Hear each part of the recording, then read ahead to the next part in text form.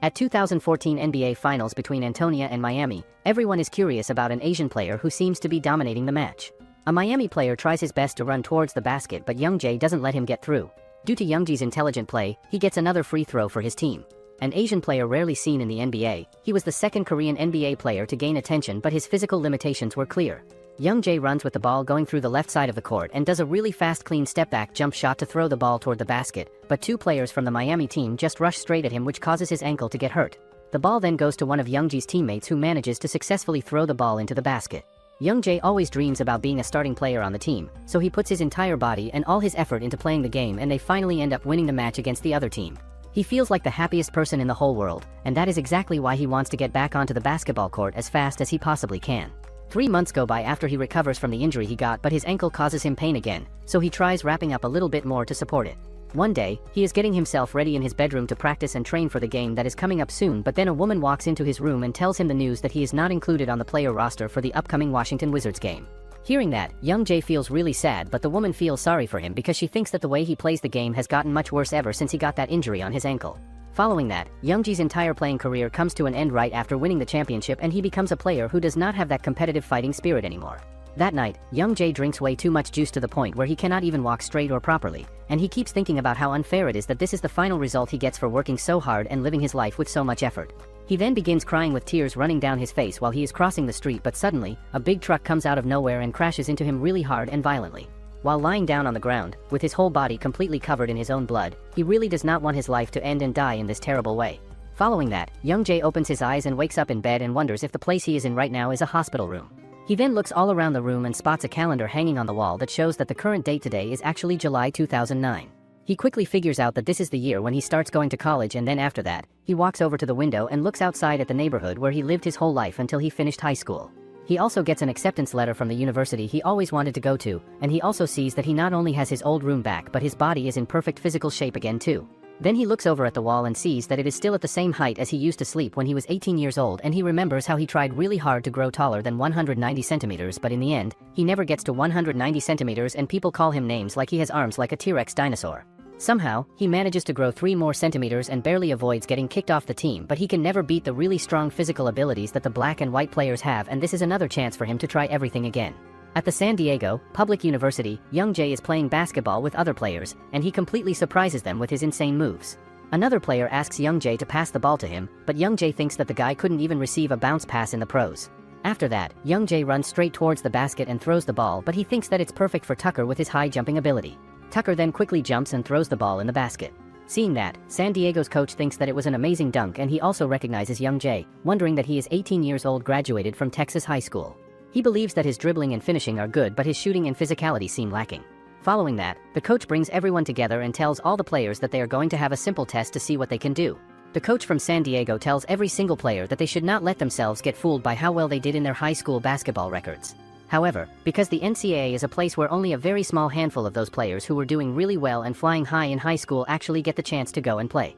The coach then gives everyone different physical tests to complete, and they start with the court sprint first and then move on to the max vertical jump test and many various other different exercises after that. Youngjae feels like all the hard work and effort he has been putting into training is starting to pay off and help him make up for all the things he is not good at in just 2 weeks of time. Youngjae has been going to the gym that is located near his house like he is crazy and obsessed, and even though he does not have enough money to afford a personal trainer like all the other players do, he is still able to do all the exercises correctly because he already knows exactly how to work out and train his body properly. Thanks to all that, he was able to build the physicality he needed for the test. After that, the coach tells everyone that next is the inter-team practice game with the basic is one-on-one defense, and all they must do is show what they can do for the team. Some players talks about how if they don't stand out, they will be cut from the team and they won't let anyone steal the ball. Youngjae thinks that he also thought about that, and that's why he only shot, even though he couldn't do it well. Youngjae then becomes aware that all of his teammates look serious and focused on their faces, but he makes the decision not to show or let them know that he is actually happy with the way the atmosphere feels right now. He then tells all of his teammates that if their combined strength and abilities together are not worse or inferior to the other team they are facing, they should definitely be able to get and catch their attention and interest. One of the guys on the team responds and says that it is actually a good idea to try to help everyone relax and calm down, but he points out that the other team has been playing together as starting players for many years now. He then explains and says that their own team is meeting each other for the very first time today and they have to somehow play together as one team, but Youngjae responds back and says that this is clearly a disadvantageous and unfavorable situation for all of them. Young Jae then asks all of them if they are really going to let this opportunity go to waste by only thinking about themselves and being selfish players, but the guy says that he is not selfish at all. He asks Young Jae directly if he really and truly means that there is actually a way for them to win this game. The basketball match then continues and one of the B team's players named Kelvin cannot believe or understand that they are actually losing the game against a bunch of hastily and quickly put freshman players together. On the other hand, one of the A team's players named Leonard also cannot believe or wrap his head around the fact that they are actually beating and winning against the starting members of the team. 5 minutes earlier, Young Jae told his entire team that he has a secret weapon and strategy that will definitely help them win this game, and then he just folds his arms together in front of his chest. The opposing starting players will not care about each one of them individually, and they will not even know any of their names at all, and they definitely will not know what positions they play on the court, so because of this they will not be able to switch their defensive strategies during the game. Young Jae then explains to all of his teammates that they will set up a screen on the side of the basketball court where the ball is not currently located, and then they will pass the ball directly to him. After that they should immediately run to whatever spot on the court where they feel the most confident playing their best basketball. Back to the present, Leonard successfully manages to throw the ball into the basket and scores some points for their team on the scoreboard. The ball then goes to Young Jae, who starts running straight down the court, but when defensive players stop him, he immediately passes the ball over to Leonard instead. Right after that, Leonard just runs forward toward the basket, and when he gets blocked by other players trying to stop him, he quickly passes the ball right back to Young Jae without hesitating. Young Jae then quickly moves around and dodges a whole bunch of players who are trying to guard him, and he throws the ball into the basket to score. It is finally the end of the second quarter of the game, and the starting team is currently losing and behind on the score. The starting team realizes that the A team has good control, and they thought they would just fall apart playing individually with the ball, but they are so organic, like they have been playing together.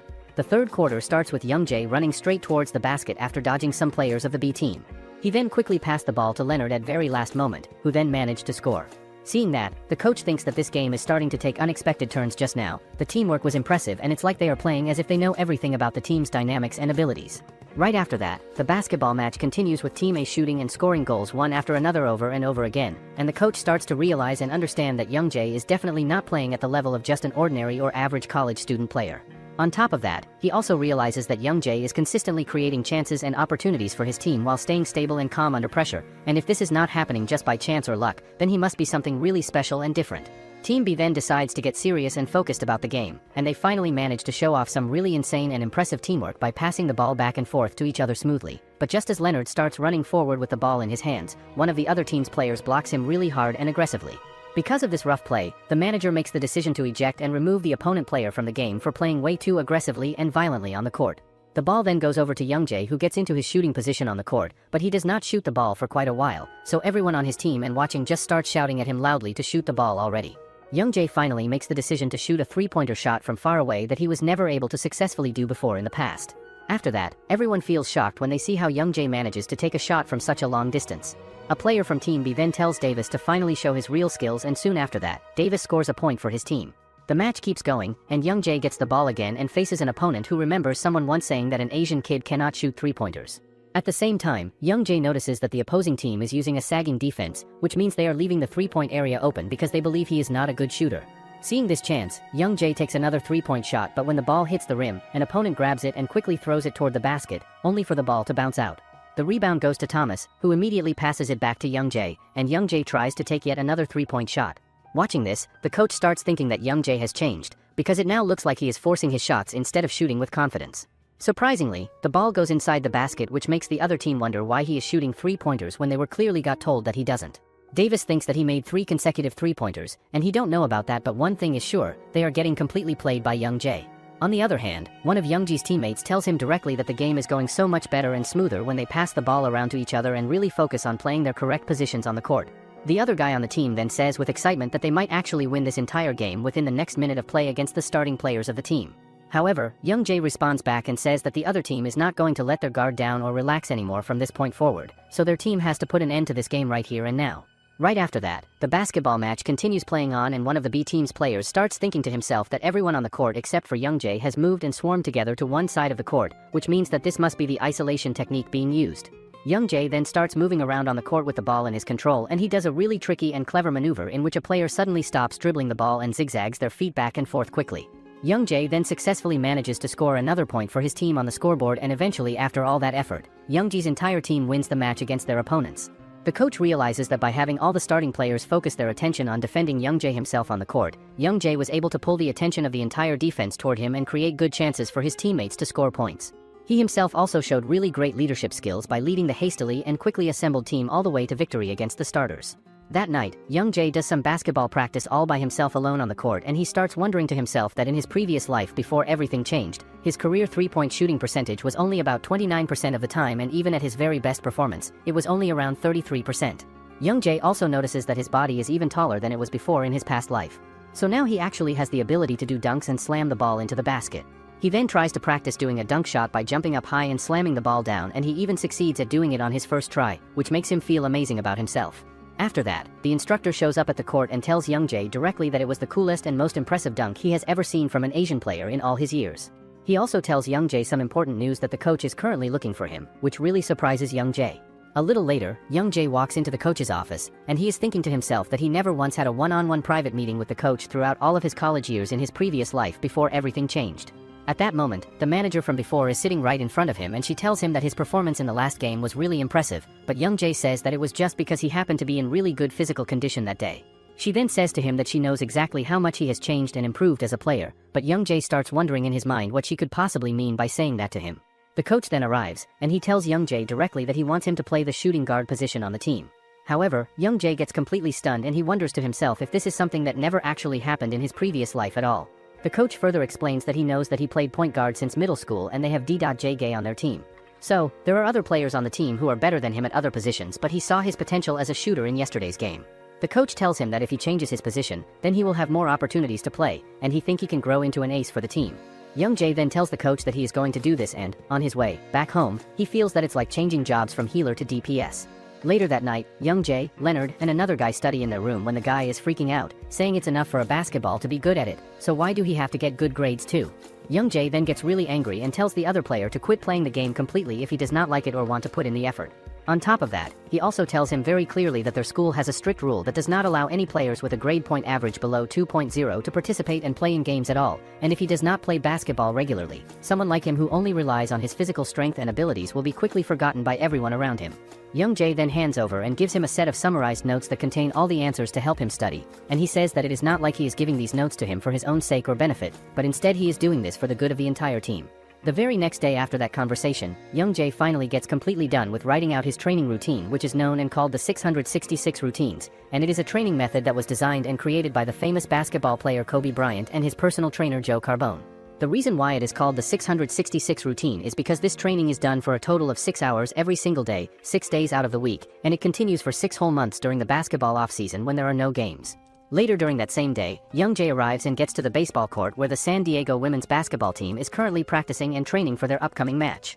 Young Jae thinks to himself that he has about 50 minutes of free time left until his next class starts, so he makes the decision to practice shooting his three-pointer shots and work on improving his long-range shooting skills.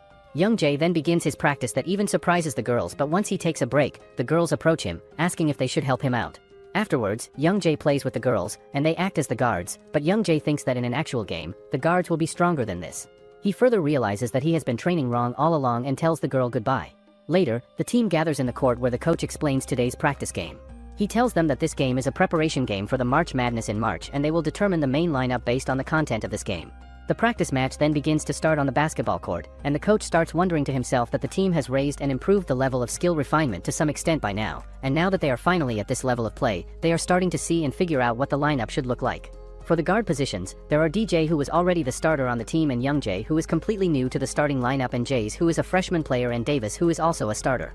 For the forward positions, it would definitely have to be Leonard who had really good chemistry and connection with Young Jae during their time playing together.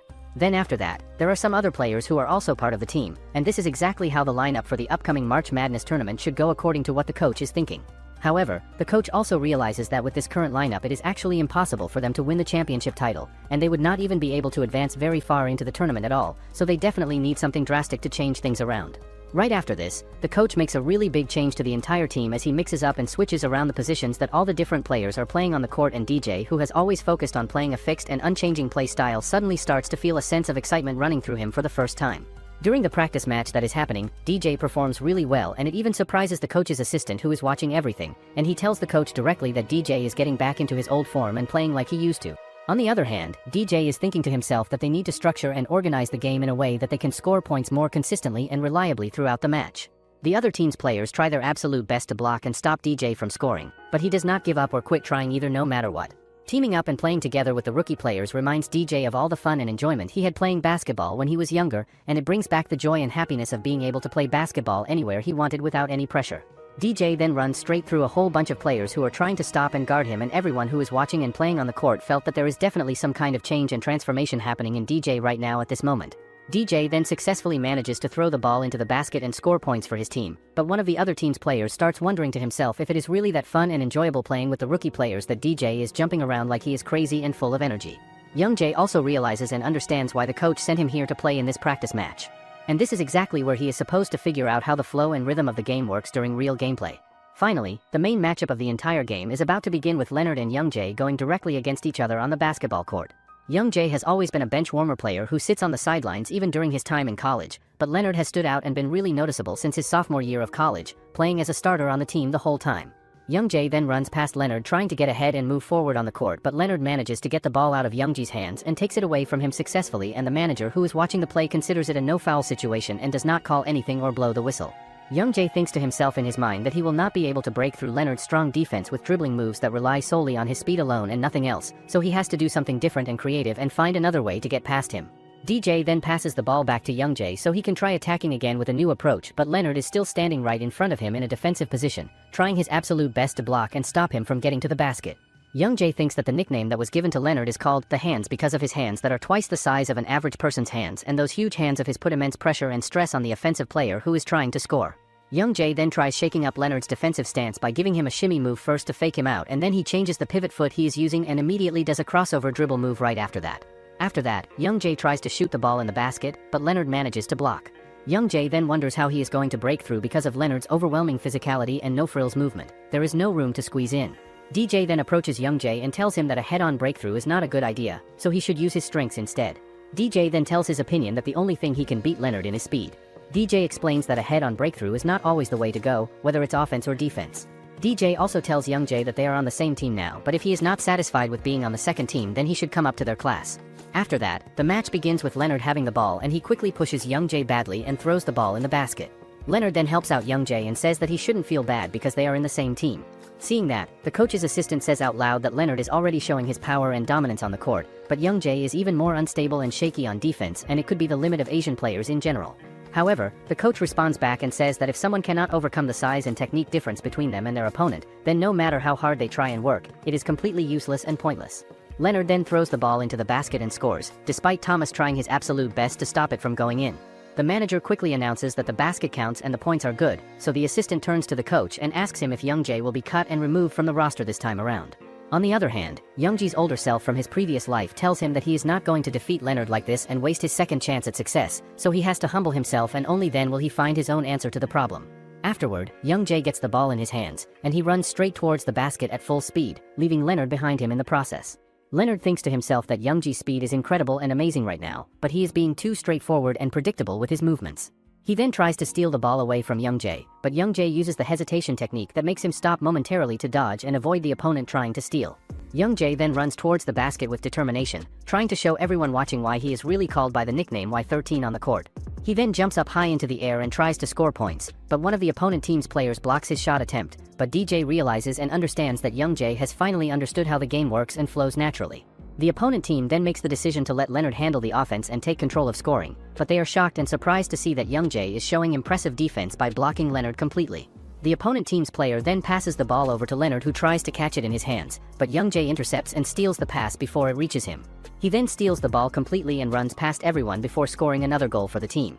Seeing that, everyone's shocked and can't believe how an Asian kid managed to score a goal like that. The coach says that Young-jae is a mysterious guy, as if he's like a character in a game. After that, Young-jae receives a kick-out pass from DJ and made a comeback with 3 consecutive three-pointers. However, Leonard's concise mid-range jumper chased them to the bottom of their chin, but Thomas's solid defense kept the narrow lead intact. After the match, the coach tells everyone on the team that he could feel how much they value winning after today's game and all the effort they put in, and he could really feel their passion and love for basketball as a fellow basketball player himself. However, Young-jae starts wondering to himself that he could have practiced more than all the other players around him, but he only practiced harder than he did in his previous life, and the guy next to him acknowledged and admitted that he was good at playing basketball. He continues that he was reborn and given a second chance in life, but he has not improved at all in any meaningful way, and even at the end of the game, he could not stop Leonard at all from scoring. The coach then tells everyone in the room that there will be no training sessions for the next 2 weeks coming up, so they should take a break and rest instead of doing individual training on their own. Hearing that, the manager quickly gets happy about having some free time off, but the coach makes it clear and says that the coaching staff and managers still plan to focus on figuring out the roster and lineup, and the strategy meeting sessions will continue to work and happen as usual without any break. The coach then says to everyone that this break is also meant to prepare them for the NCAA Conference regular season opener game that is happening in January next year, and there are only 2 weeks left until that important game arrives, so they should get plenty of rest and recovery time. After the coach leaves the room and walks out, everyone in the team gets really excited and happy, and they start asking each other if they have any other plans or things they want to do during the break. Young-jae tells all of them that he was just going to relax and take it easy except for doing some individual training in his own time. Outside the building, Leonard and another guy leave Young-jae behind as they have some errands and tasks to take care of. So, Young-jae decides to go to a nearby mall to buy new basketball shoes, but there, he runs into a girl. The girl then shows him a few different shoes and starts with the Hera sneakers, which are really famous and well known for their red logo design on the ankle wrap area. The second one she shows him is the Kyo Garnett Signature Pro Model Series shoes, and they are said to be lightweight and easy to move in, but the ankle grip is loose and not very tight. And the last one she shows is the Li-Ning Rise shoes, which are known for being lightweight and having shock-absorbing technology built into them. The girl then tells Young-jae to try all of them at once if he is having trouble deciding and picking which one he wants. 2 hours later, after trying on many different shoes, Young-jae finally manages to choose a shoe for himself that he likes, and he thanks her for letting him try them all on and being so patient. The girl then asks him if he is a basketball player who plays regularly, but Young-jae realizes in his mind that this is a different question from what happened in his previous life before. Finally, it is the match day for the San Diego team to play their game, and the coach tells the entire team to be relaxed and show the same performance and skill level they showed during their training sessions. The coach then reminds Young-jae that he will be starting today as a guard with DJ, and at first, he will make it look like he is an ordinary shooting guard and focus on scoring, and his off-ball movement is also important to break down the opponent's defense, so he want him to be active. Moreover, the coach thinks to himself that UC San Diego runs a 3-guard system on their team, and their strengths are early offense plays and penetration into the paint, but they also have German Bap and Rising, who is growing and improving beyond all expectations right now. Today's game is a non-conference matchup between San Diego University and UC San Diego, and these games are not part of the regular season schedule at all. The commentators say out loud that San Diego University is proud of its incredible defensive tactics and strategies under the leadership of Coach Steve Fisher and his coaching style. They also wonder out loud if the role of the rookie players will be important and make a difference in today's game. But then after that, they start talking about all the different players who are in Coach Steve Fisher's team and their individual abilities and skills. They also talk about Young-jae, who is said to have played as a starting guard position in high school, but his physical condition and body were not very good at that time. They say that he showed potential and promise as a point guard with a high basketball IQ and understanding of the game, but his shooting skills were just average and nothing special, and today he will start playing with DJ as a starter, beating out all the upperclassmen who have been on the team longer. The match then begins with Brian winning the jump ball at the beginning to start things off for his team. DJ then receives the pass from his teammate, with Casey Ryan following right on his heels and chasing him closely.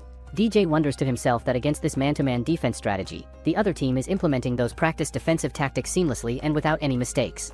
DJ then runs with the ball towards the goal net, but as soon as he gets blocked, he quickly passes the ball to Young-jae, who then throws it at the basket and gets a 3-point shot. Seeing that, everyone starts cheering for Young-jae and can't believe how a rookie could do this. One of the players looks at Young-jae and says that his earlier shot is probably just beginner's luck, so he does not think Young-jae is worth paying attention to right now. Instead, he focuses on Jae-wei, who is famous for his skill and is a longtime core member of the team with lots of experience. One of the opposing players tries to break through the defense. Jae-wei is responsible for stopping him and has a hard time holding him back from moving forward. The player mocks Jae-wei, calling him short and telling him to rest because he looks tired. Because he focuses too much on Jae-wei, the player does not notice Young-jae sneaking up behind him, and Young-jae quickly steals the ball from his hands. Young-jae dribbles the ball forward and smoothly gets past several defenders using clean movements. Near the basket, Leonard signals that he wants the ball, and Young-jae instantly notices him and sends a perfect high pass through the air. Leonard catches the ball without any trouble, jumps up and slams the ball into the basket with a powerful dunk.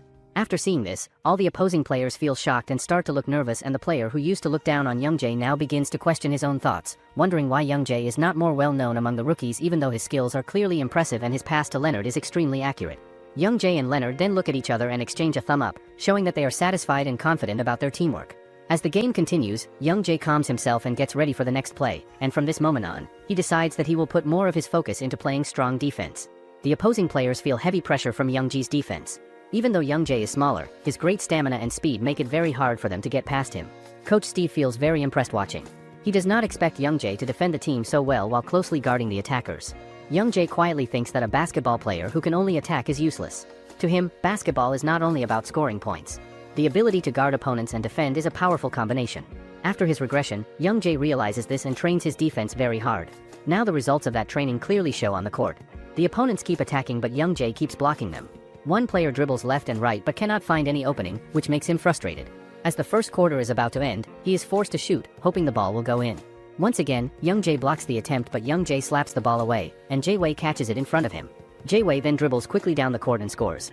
Everyone cheers, especially for Young Jae, because of his great defense and his excellent assists, which put huge pressure on the opposing team, and the California players become overwhelmed by San Diego's solid teamwork. After a break, Young Jae gets replaced by another player to rest and one round of the match lasts 20 minutes, making the total game time much longer than NBA games, which have 12-minute quarters. Because of this longer time, the players must manage their stamina carefully. While resting on the bench, all the players look at Young Jae with respect. Thanks to his help, the game runs very smoothly for the team and he not only stops the opponent's movements but also scores points with difficult shots. Still, Young Jae is not fully happy with how he plays as he feels he has many weaknesses, especially because he still allows opponents to get into shooting positions, even though he blocks their shots in the end. Coach Steve also watches Young Jae with happiness from the sideline and he notes that in just 7 minutes, Young Jae makes 3 assists, 1 steal, and several blocks. Steve feels that Young Jae's abilities improve very quickly. However, he also notices that Young Jae chooses to play more carefully, maybe because he has a plan that he has not shown yet. One thing that makes Young Jae happy is knowing that his shooting skill improves a lot compared to his previous life. His long-range and mid-range shots are smooth and accurate. His balance and reaction speed also improved a lot. At first he worries that his shooting in practice might be different in real matches, but he feels glad to see that his performance stays the same in both. This makes Young Jae feel even more motivated and boosts his confidence. He laughs happily, encourages his team, and says they will definitely go home with a win today. Seeing Young Jae's actions, everyone cheers and becomes more excited to win the match. Leonard looks at Young Jae and says that today's match will be very interesting. The game starts again with Davis getting the ball but struggles to break through the defense. Davis pretends to shoot, and when the defender reacts, Kelvin stops the shot and drives past the opponent. He stops at the three-point line and takes a shot but no defender is close because his teammates block the opponents away. As Davis releases the ball, he says that based on his 3 years of experience, he is very sure the shot will go in but the ball only hits the rim and bounces off. Kelvin looks shocked that his 3 years of experience betray him but the rebounding ball is immediately caught by Quell, who jumps up with a great leap. G excitedly shouts that Kelvin's missed shot is actually a clever setup for Quell to grab the rebound, as if it is part of their strategy, even though Kelvin never plans that at all. Leonard, as usual, does not show too much excitement, but he still gives full support to the team after his earlier dunk. Quell celebrates by raising both hands and flexing his muscles proudly after scoring. Young Jae and G shout from behind the bench, with G calling Quell the mighty gorilla as a joke. Hearing that nickname, Quell immediately stops celebrating and looks annoyed at them. He clearly does not like being called that name.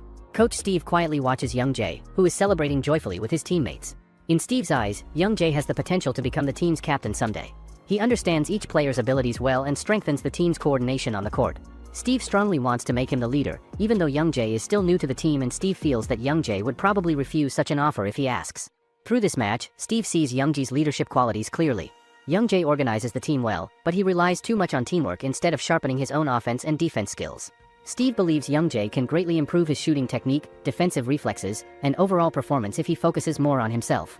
However, he also feels that Young Jae plays too cautiously, focusing only on quick passes, body screening, and assisting others. That is why Steve lets him play for only 7 minutes before deciding to rest him on the bench. Steve wants to make sure Young Jae's stamina does not drain too early in the game. The match continued and soon only 6 minutes remained in the first half of play.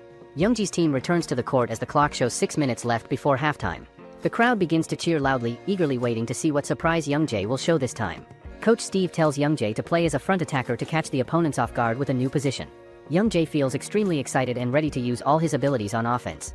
This is an opportunity he never has before, not even in his previous life before regression. As Young Jae strikes a cool pose on the court, the audience cheers wildly for him. Many women in the crowd become especially excited after seeing his impressive presence and looks. When the game resumes, an opposing player tries to stop Young Jae, who is carrying the ball forward. The player's name is Andrew from the California team. He is someone with zero dating experience who gets jealous easily. Andrew glares at Young Jae with resentment because Young Jae steals all the attention from the women with his intense aura and good looks. Andrew swears to stop Young Jae at any cost, even if it means risking everything he has. As Young Jae dribbles forward toward the basket, he feels heavy pressure and thinks to himself, wondering where this man's strength comes from suddenly. Andrew does not look like a core player on the team, so Young Jae questions where this killing aura comes from in his defense. From the sideline, Coach Steve watches their duel unfold. He says that although Andrew is not a core player, he looks like a true forward with his build. Andrew is taller than Young Jae and has a stronger body overall. Facing him with pure strength would be difficult for most players. Unfortunately for Andrew, he is up against Young Jae, whose specialty is speed and high-level dribbling skills. Young Jae stares sharply at Andrew, breaking his intimidation attempt. Seeing Youngjae's terrifying gaze back at him, Andrew starts to feel nervous about defending. Youngjae then smiles and calmly says that the court now looks clearer and better to him. In an instant, Youngjae dribbles past Andrew with a quick crossover. Andrew cannot react at all because Youngjae's movement is too fast for him to follow. Shocked at being beaten, Andrew shouts for his teammates to stop Youngjae as he rushes forward toward the basket. Another opponent steps in to block Youngjae's path and claims that Youngjae will not get past him this time. However, with elegant dribbling moves, Youngjae slips past him without much effort. A larger player named Justin steps up next, using his big size to block Youngjae's advance. Youngjae dribbles quickly left and right to confuse him with fakes. With enough space created, Youngjae immediately attempts a shot at the basket. Justin rushes back on defense and tries to stop him from scoring. All eyes in the arena focus on Youngjae as he goes up. Justin jumps high, believing his height and size will be enough to block it, but his hope disappears when Youngjae performs a fadeaway shot, leaning his body slightly backward before releasing the ball. Justin never expects that move and becomes completely caught off guard by the technique. The result is a clean and smooth basket that goes straight through the net. The crowd erupts in loud cheers throughout the arena. Once again, they saw Youngjae's incredible performance on the court. Unlike before when Youngjae always passes the ball to teammates, this time he takes control himself, creates his own play, and scores by himself without help. This makes the audience admire him even more than before. He not only has strong teamwork but also excellent game-making ability and control over the flow of the match. From one of the spectator seats high up, a mysterious woman watches Youngjae, but she turns out to be the owner of the shop where Youngjae buys his basketball shoes recently. The National Collegiate Athletic Association is an American organization that focuses more on developing individual skills rather than structured team cooperation among players. There is a strong belief that this organization is a stage for players who want to become professionals in basketball. Many outstanding players only play for their university teams for 1 year before being drafted into the NBA as professionals. Some players are even selected directly to compete in overseas leagues before they graduate from high school. Youngjae plays as a point guard on his team. He is known for his passing and dribbling ability on the court. According to Steve, Youngjae was once considered a player with little potential because of his small body and weak defense skills. However, he becomes a key player who greatly influences the San Diego team's performance, and his former weaknesses seem to fade away, as if he is reborn as an excellent basketball player with new skills. As the game continues, Youngjae completely dominates the match on his own against California. The opposing players struggle badly and say that Youngjae is not normal as a player. Not only is his offensive ability outstanding, but his defense is also extremely strong against attacks. On top of that, his ability to disappear on the court is very troublesome for opponents. He suddenly appears from nowhere and steals the ball from them. Every corner of the court seems to be under his control during plays. Despite all these strengths, the opposing team does not realize that Youngjae's greatest weapon is actually his teamwork with others. He can move the entire team according to his will, creating chances and scoring opportunities without the opponents even noticing what happens. In the final seconds of the game, Youngjae throws a high pass to JJ through the air. JJ responds with a great jump and finishes the play, ending the match with a score. Once again, everyone cheers and calls Youngjae a genius player on a completely different level from others. That is how the game ends between the two teams. News about Youngjae spreads rapidly everywhere, calling him a Korean superguard who scores 25 points in one game. When Youngjae sees the news online, he feels extremely happy about the recognition. He believes that he is finally becoming a famous basketball player like he always wants. At present, Youngjae is visiting the city in Los Angeles. He feels very excited and says that he will do something amazing here during his trip. It turns out that he comes to watch an NBA basketball game in person. Many fans eagerly waited for the match to start, including Youngjae himself sitting among them. The opening event begins in a grand way with lights and music. Many beautiful women dance at the center of the court, making the atmosphere lively, especially for the men who clearly enjoy watching it. Several singers are also invited to increase their excitement before the game. Youngjae sits calmly in his seat, unable to hide his anticipation for what comes next. Soon the game finally begins on the court. The teams playing are the Lakers versus New Jersey in tonight's match. Youngjae feels very excited and says that this match is still deeply engraved in his memory from before. New Jersey is led by a coach named Frank who tries his best. However, because they lost today's game, they still failed to win a single match since the league starts this season. After leading New Jersey to their 17th consecutive loss, Frank is eventually fired from his position. From the Lakers' point of view, today's game is just routine for them. They often play back-to-back games during the season. The problem for New Jersey is that the Lakers field their best players today, marking the beginning of New Jersey's collapse as a team. The Lakers are so strong that even the other 29 NBA teams silently support them today. Everyone expects the Lakers to completely crush New Jersey in a way nobody can imagine. From his seat, Youngjae wonders whether the game will end exactly as he remembers from his past life. Besides learning from this match, he wants to confirm whether everything he knows from his previous life still follows the same path in this timeline. He wants to know what he can change and what he cannot change in his current life after regression. The New Jersey team enters the court for warm-ups. They are the challengers today against the favorites. Seeing their lineup, Youngjae feels nervous and says that all of them are incredible players, on a completely different level compared to NCAA players he faces. When the game starts, Aaron Bynum from the Lakers gets the ball first at tip-off. He quickly passes it to Gasol in front of him near the basket.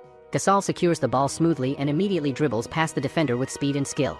Seeing this play, Young Jae becomes excited and says that Gasol's movement is extremely fast for his size. In no time, Gasol reaches the opponent's basket and takes a shot at the rim. It is a perfect shot that lands cleanly through the net, opening the first score for his team. From above in the stands, Young Jae becomes even more excited, not only because of Gasol's performance, but because he is eagerly waiting to see the performance of Kobe Bryant, whom Young Jae calls by name with respect. Moments later, the New Jersey players are truly destroyed and they feel frustrated. Their stamina is completely drained by Kobe, as Kobe's game is so extraordinary that not a single one of them can stop him. So far, Kobe has scored 24 points in the first half. He is nicknamed the Destroyer Weapon because of his merciless shooting. When he enters the zone, which is marked by his eyes starting to emit a red aura, his abilities increase many times over.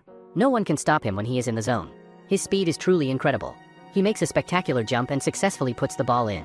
The New Jersey players can't stop him at all. Young Jae, who watches his action, is completely amazed as that person's level is too high. Young Jae hears news that Kobe is currently experiencing heavy stress because he keeps being compared to a player named Jordan. However, just by watching this game alone, Young Jae feels Kobe is far beyond his reach. Young Jae himself is not sure if he can play as well as Kobe, who is now in the NBA. Kobe attacks again. The opposing player guarding him feels very frustrated and even asks Kobe to end all this quickly. Kobe answers that players request by directly taking a shot, even though the distance is very far. The player guarding him is shocked and confused, but Kobe's shot goes in perfectly. With that shot, the Lakers team now has 61 points while New Jersey only has 29 points. Everyone cheers and is shocked at the same time, including the announcer who watches this extraordinary game where Kobe becomes the center of attention. All 5 New Jersey players just want this game to end quickly so they can go home because they can no longer endure this humiliation. They are truly destroyed without being able to do anything. Kobe has been in the zone since the beginning. When he gets the ball once again, his long-range shot goes in perfectly. In basketball, Kobe never does anything half-heartedly. He faces each opponent seriously. According to Young Jae, what's terrifying about the Lakers team is not just because they have Kobe, but almost all their players truly have incredible abilities. The game finally closes with a decisive victory for the Lakers team. Young Jae walks out of the stadium and reflects a little. He says that the result of this game is still the same as what he remembers. Young Jae concludes that as long as he doesn't interfere directly, the past that he knows won't change. Through today's game, he also reflects more, seeing the NBA players who are so extraordinary from a spectator's perspective. He truly has a burning desire to stand on that court, even if just for a moment. While Young Jae is reflecting, he is suddenly startled by someone's voice calling his name. When he turns back, it turns out the voice comes from a boy full of enthusiasm. The boy calls Young Jae's name with full admiration. Young Jae smiles and asks how the boy knows him, because as far as he remembers, only friends from his school and university know him. The boy answers that his father and mother are fans of the San Diego basketball team and also graduates from there. With full enthusiasm, the boy says that he wants to become a great basketball player like Young Jae and join the San Diego team. Before the March Madness, they had to go through a grueling marathon-like schedule to get here. He thinks that it's so hard to focus on his studies while also trying to keep up with the competition schedule, but still he is in good shape with a 9-2 record, so he feel good. Later, the doctor tells Young Jae that he seems to be accumulating fatigue, but it's not at a serious level as basketball is a sport that puts a lot of strain on the joints. The doctor explains and says that the rougher, faster, and more active a sport is, like basketball, the more vulnerable and exposed it becomes to injuries like ankle sprains and knee sprains that can happen during play. The doctor continues by saying that there are a few possible causes for these types of injuries, but the most likely one in this case is the way that Young Jae lands on his feet after jumping, specifically how his heels and toes contact the ground. In particular, the doctor points out that the Achilles tendon runs all the way from the heel up to the calf bone, through the calf muscle, to the knee, and then all the way to the hip area, so any impact or force on the entire lower body goes through this connection, so it is no different from taking a shock and absorbing impact to the entire lower body all at once.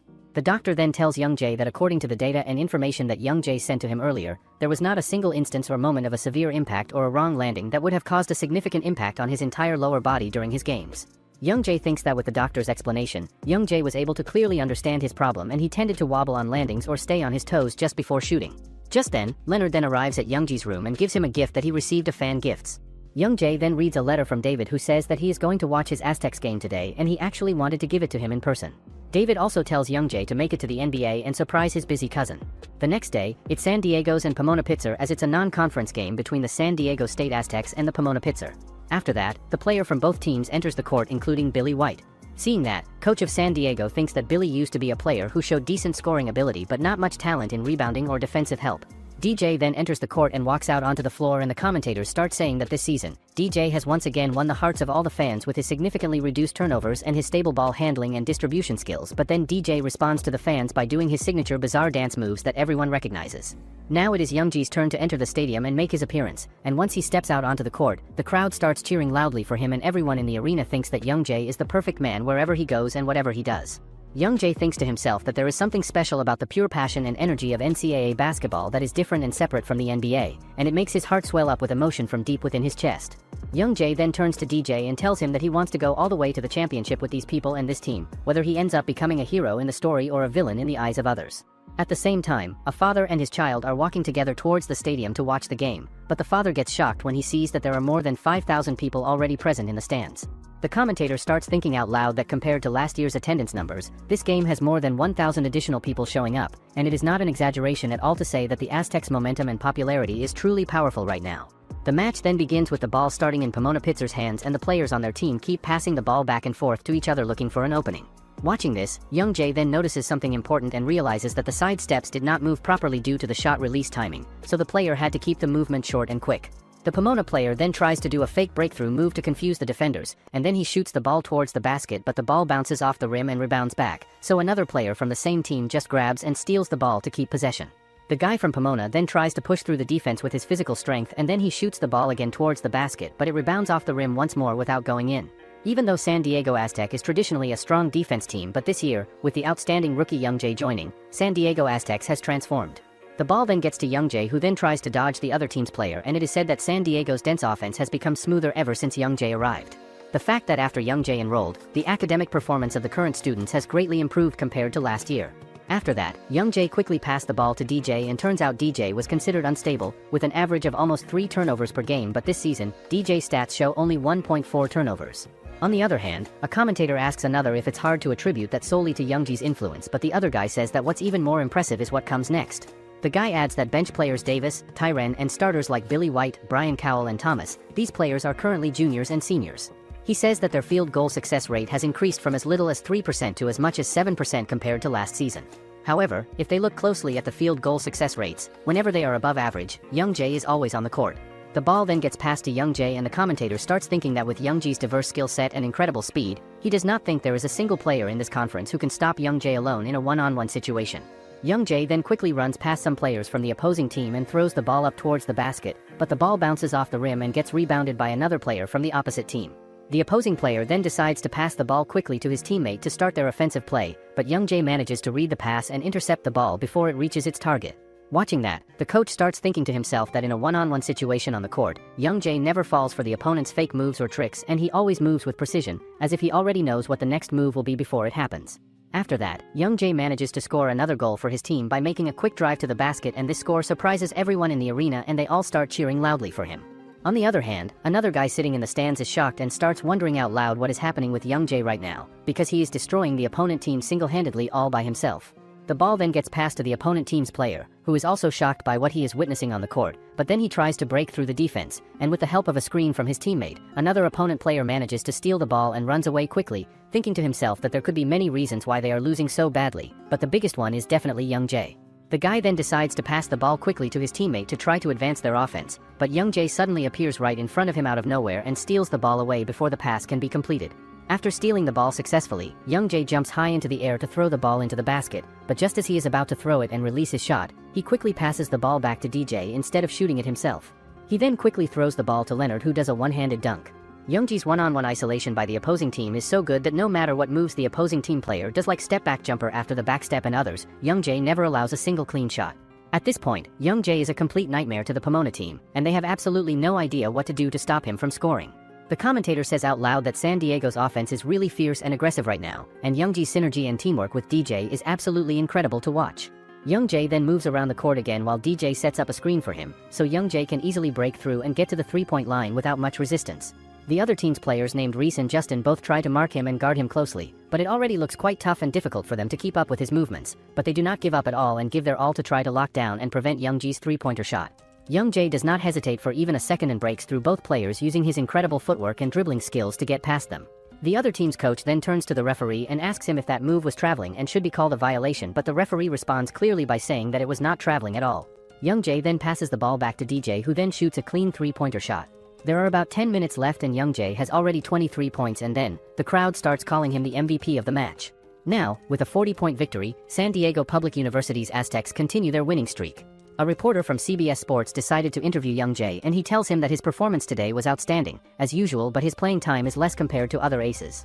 He then asks him if he also have a low ratio of individual plays or does he have any thoughts on that. Young Jae replies that basketball is a team sport and he is a member of the team. He thinks he is getting enough playing time, even if it's a little less. Young Jae further says that as long as the team can win, he is satisfied, and the reason he make fewer individuals play is that he know it leads to higher probability attacks. The reporter then asks him if there is a reason why he wears number 13. Young Jae initially had some dissatisfaction with number 13, as in Western culture, the number 13 is often seen negatively, but as Young Jae played more games, he began to develop an attachment to the number 13. He also tells the reporter that one of his role models, Steve Nash, wore number 13 to overcome his unlucky reputation and to strengthen his resolve. So, he thinks that by showing opponent the number 13, it's like saying, he is their worst nightmare. Moreover, he tells them that his last name is Yoon, which starts with Y, so just like Chris Paul is called CP3, he realized he could be Y13. Later that day, Young Jae gets his shoes and decides to get them repaired, so he visits a nearby shop. The woman working there tells him that Yun is on vacation today. She is the same redhead girl who works here. The next day, Young Jae visits the shop again, where he finds Yun and gives her his shoes, saying they are in bad shape. Young Jae wonders if the kid he signed for was David, Yun's relative, and Yun does a lot with shoes and is great at shoe repairs. Young Jae then asks her about the fixing cost, so she tells him that it would be just replace the functional materials and they will cost about a third of the product price. The girl then asks Young Jae if he can do 2 favors for her, and she explains that this time for the first game of March Madness tournament, he should win that game for her. After saying that, she tells him about the second favor that she needs, which Young Jae finds a bit weird and strange when he hears it. The next day at practice, the coach tells the entire team about the Aztec seed position that has been announced officially, and he says that March Madness involves a total of 68 colleges from all across the nationwide area, competing against each other in a national tournament. The coach then reveals to everyone that they are the 12th seed in the tournament and they will be facing the 5th seed team, which is Maryland, in the first round of the competition. Hearing that, Young Jae gets surprised and shocked because in his previous life before everything changed, the Aztecs were the 11th seed instead, and they faced Tennessee in the first round, so the current reality and timeline is slightly different from what he knew. The coach also reveals to the team that Maryland is the champion of the top-tier ACC conference, and he warns them that they need to be especially careful of the senior players on that team. The next day, it is finally the day of the match, and a kid named David is excited and eager to watch Young Jae play in the tournament, and he is also surprised to see just how many people there are filling up the entire stadium. David thinks that Young Jae is incredible to receive this much attention already from fans and scouts, and it is rare to see an Asian player getting this kind of recognition and popularity before. Earlier before the game started, the coach told the entire team that Maryland is also the proud champions of the Mountain West Conference, just like the Aztecs are. The coach also says that Maryland has only one center player like Jordan Williams on their roster, who is a freshman standing at 6 feet and 10 inches tall. Moreover, the coach explains that Brian Cowell will start in the game and will be assigned to mark and guard Jordan Williams throughout the match, and when DJ attacks and goes on offense, Eric will likely mark and guard him. The coach also reminds the team that they have the offensive power and strength to control the game and the tempo, so they should make Sean Mosley follow them around and play at their pace. Lastly, the coach tells Young Jae that in the Maryland game coming up, he will have what is called a free roll on the court. However, Young Jae looks confused and asks the coach about what exactly a free roll means and how it works, so the coach tells him not to overthink it too much and just understand the team's composition and play accordingly based on what he sees. The coach says that Young Jae has worked hard for the team's play and strategy, and he has done well so far in all the games they have played, and he also mentions that Gary Williams, despite receiving much criticism from people, is recognized and known for his tactical ability and coaching skills. So, the coach explains that if he gives Young Jae a specific role to play, Gary Williams will use his star player Greaves to counter it and shut it down, and Young Jae's main role in this game is to create significant confusion in Gary Williams' use of Greaves throughout the match. Back in the present time during the actual game, Brian from the Aztec team wins the jump ball at the start because of his ideal height and bulked up physique that gives him an advantage over the opponent. DJ then quickly picks up the loose ball after it bounces away from the jump and he starts sprinting towards the opponent's goal as fast as he can move. Just like the coach said and warned them about before the game, Eric Hayes is already blocking his path and ready to defend. DJ's role in this play is to keep Greaves away from Young Jae, but he starts wondering to himself how he can draw Greaves into his defensive area. DJ then reaches out his hand and pretends like he is going to pass the ball to a teammate, but he just fakes the pass and breaks through the defense, but then another player appears in front of him to stop his advance. Leonard quickly does a screen move that lets DJ break through from that spot as well and get past the defense. The ball then gets passed and travels to Young Jae, who then shoots a long floater shot towards the basket, but the ball does not go inside the hoop and instead it bounces off and gets to Brian Cowell, who catches it and throws the ball inside the basket to score. After that, everyone starts cheering for Young Jae, calling him a MVP again and his iconic number Y13. The opponent team's coach sits on the sideline and wonders to himself that it does not matter how top-tier the Aztecs' defense is supposed to be, because they cannot help but be moved around by the passes, so he questions why his own team is not scoring any points. Young Jae is dribbling in towards the basket again with the ball, but the opponent team's player is firm and determined that he will not let Young Jae go through anymore no matter what.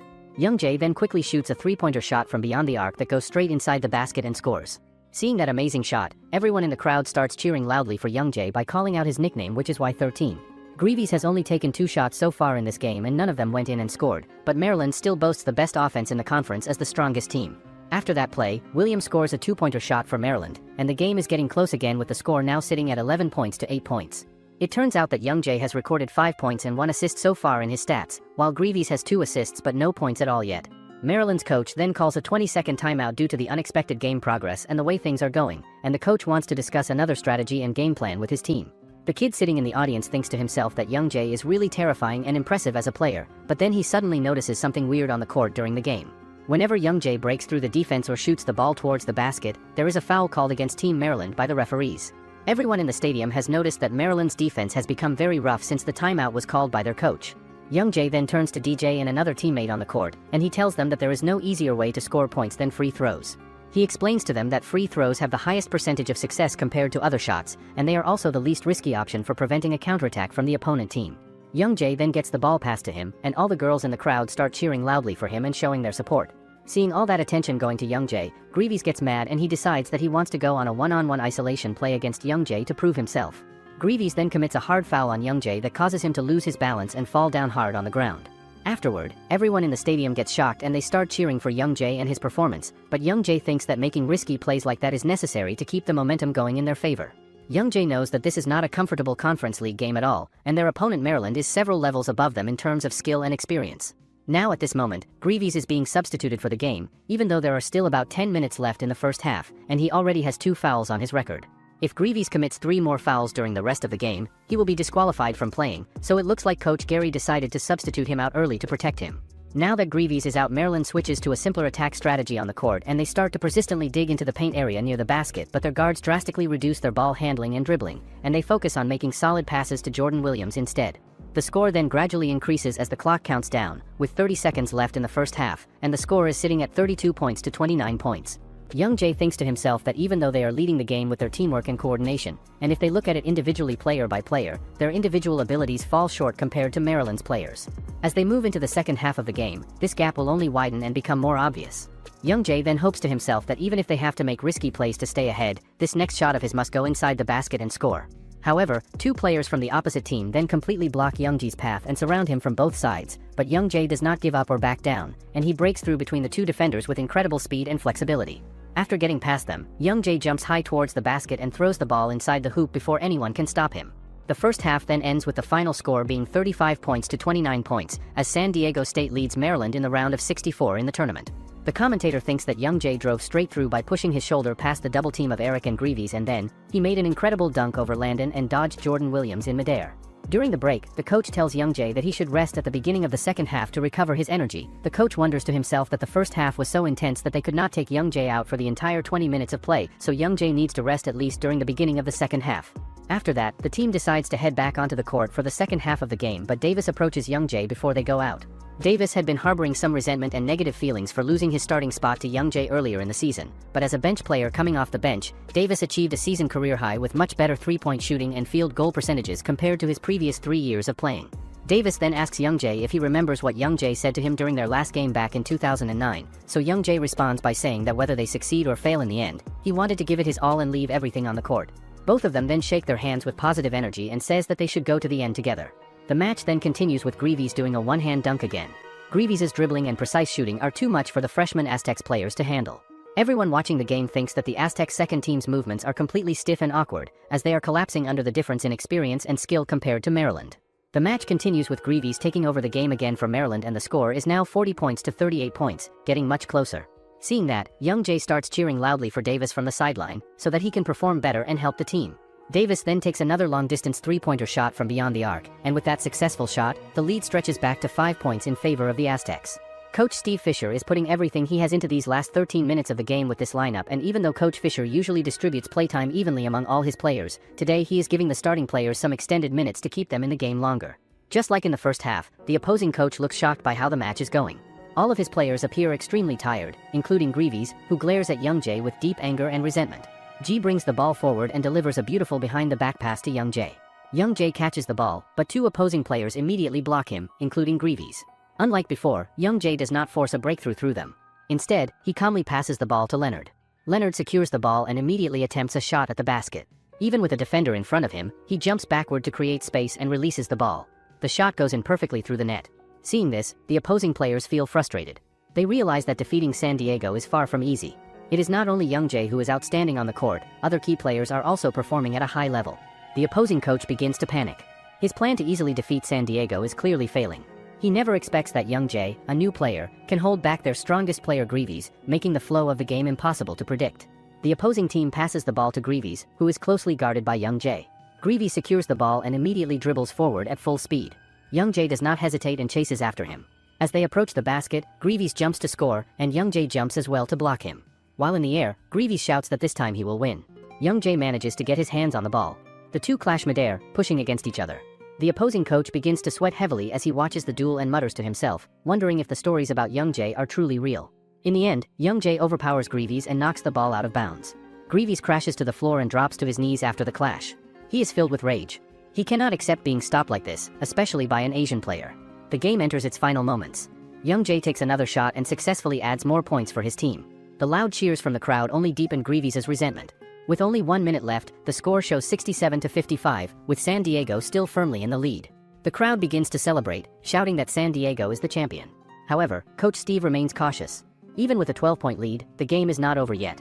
With so little time left, anything can still happen. He believes he can only celebrate once the final whistle blows. With very little time remaining, the opposing team puts all their trust in Greaves and focuses on feeding him the ball. Greaves dribbles forward, with Young Jae guarding him closely. The hatred in Greaves' eyes is still not gone and stares at Young Jae and threatens to give him a terrible nightmare. Suddenly, Greaves charges forward and slams his head into Young Jae's face, and Young Jae cannot avoid it and immediately collapses to the floor. After the match ends, San Diego wins the game and Young Jae gets taken to the hospital for treatment on his nose. Coach Steve comes to visit him and delivers painful news that Young Jae does not want to hear. Steve places his hand on Young Jae's shoulder and tells him that he will not let Young Jae play in the next match. His reason is simple: he does not want to risk Young Jae's future career. It is better for Young Jae to focus on recovery first before playing again. Hearing that, Young Jae feels deeply shaken inside and memories of his previous life return to his mind, when an injury ends his basketball career forever back then.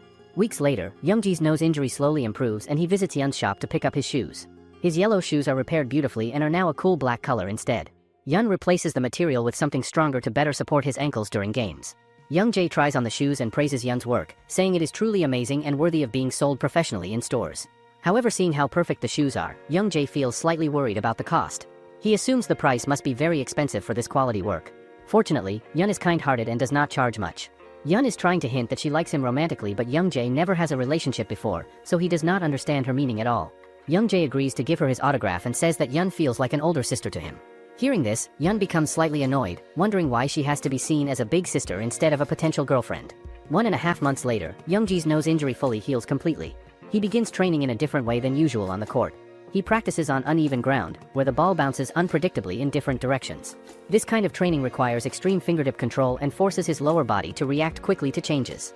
Young Jae trains like this because he hears that professional basketball training is extremely harsh and demanding. Even though he does not know the exact methods they use, he believes he must train differently from ordinary players.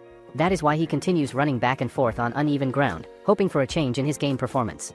The next day, Young Jae rejoins the team for practice with everyone. Ji brings good news to share with the group. He receives several offers from Unicaja Malaga and other major Spanish teams overseas.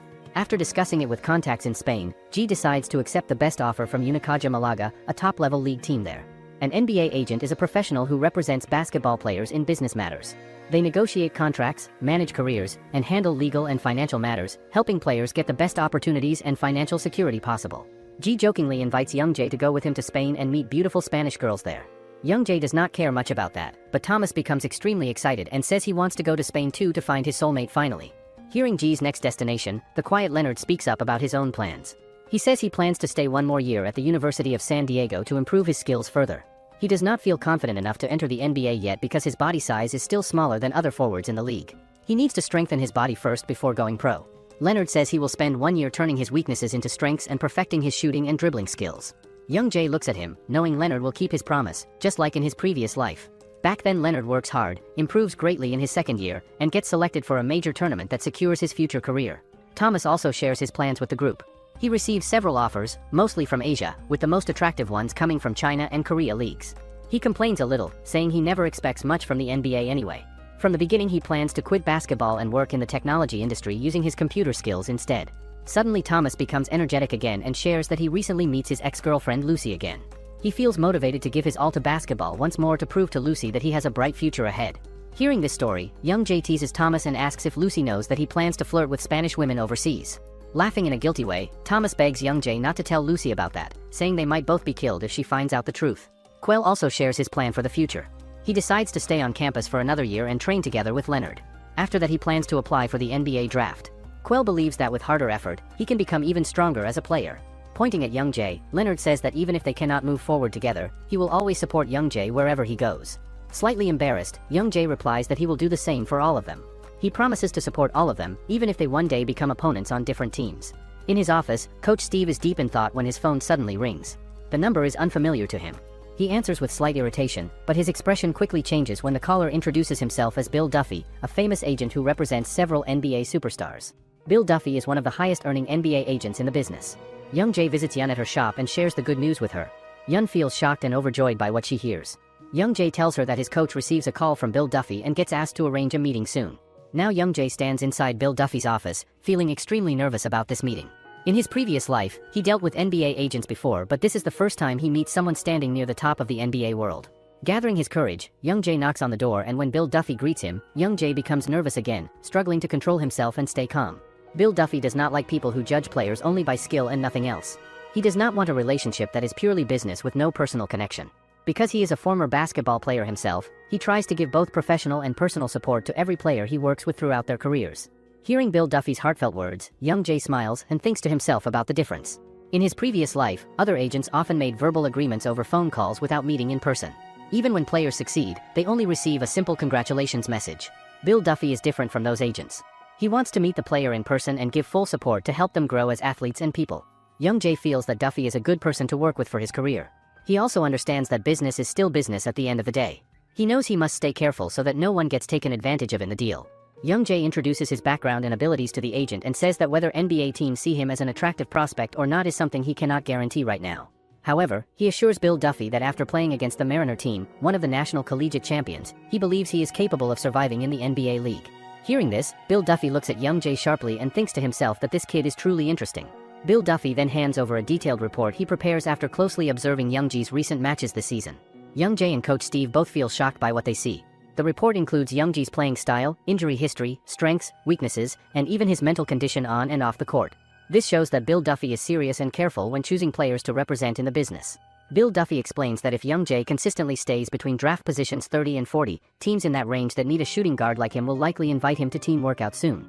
Young Jae thinks quietly about this information. Training invitations are a chance to prove themselves to teams, but they also come with risks involved. Injuries can happen during workouts, and if his performance gets judged poorly, his evaluation may drop even further down the rankings, and Young Jae decides to give everything he has to stand out and be selected by a good team. Bill Duffy hands Young Jae his business card and tells him to contact him anytime if he needs help with anything. If Young Jae decides to sign an official contract, Bill Duffy asks him to call immediately so they can move forward. After Bill Duffy leaves the office, Coach Steve asks why Young Jae does not sign right away with someone as reputable as Bill Duffy, who also seems like a very good agent to work with. Young Jae answers honestly about his reasoning. He says he is simply being careful with such an important decision. This is a business where everyone seeks profit, and he does not want a rushed decision to cause hidden losses later in his career. A few days later, Young Jae meets Bill Duffy again at his office, and Young Jae finally decides to sign the contract and work with Bill Duffy as his agent. Bill Duffy promises to give his full support to help Young Jae succeed. In general, NBA agents take up to 5% of a player's salary, with a 4-year contract period for rookies entering the league. After 4 years, the contract gets reviewed to decide whether it will continue or change, and Bill Duffy then brings out several documents from his desk. They are requests from different teams that want Young Jae to join their training sessions before the draft. Bill Duffy summarizes each team's situation, future prospects, strengths, and weaknesses clearly. With this data, Young Jae can wisely choose which team to attend first and increase his chances of being recruited to play. Young Jae feels deeply grateful for the preparation, even though they just signed the contract today. Bill Duffy already prepares everything for him in advance. Young Jae admits that in his current situation, he cannot be too selective since he is still an NBA rookie without leverage. He wants to take a small gamble with his future. He decides that he will only attend training with the team he dreams of for a long time. Before Youngjae can even say the team's name out loud, Bill Duffy picks up several files and guesses that Youngjae wants to go to 4 specific teams. Youngjae feels shocked because the prediction matches his thoughts exactly without him saying anything. Bill Duffy explains that he can guess because of Youngjae's competitive personality that shows through. Youngjae values competition more than money or comfort. Those 4 teams are known for being extremely competitive, where even a small mistake can cost a player their position on the roster. Bill Duffy feels confident that Youngjae will choose these teams because of his strong fighting spirit and desire to prove himself. Before leaving, Bill Duffy encourages Youngjae to maintain his current performance level and, if possible, push it even higher to improve his chances of getting drafted. The next day at the headquarters of the Dallas Mavericks, the team owner Mark Cuban reviews the files of several new players who will train with the team in the coming days. If a player looks promising during training, Mark Cuban plans to recruit him immediately to join the team. Besides him, the general manager Donnie Nelson carefully examines the player profiles to help make decisions. Looking at Youngjae's data, it reveals that he has stable dribbling ability, shooting guard skills with good court observation and consistent shooting accuracy. He is also able to shoot from various positions on the court, has high basketball IQ, and very good tactical understanding. Besides that, Youngjae also shows extraordinary leadership, strong mental strength, solid defense, agility, and speed. However, there are some weaknesses like ordinary physical strength and body size that does not stand out much.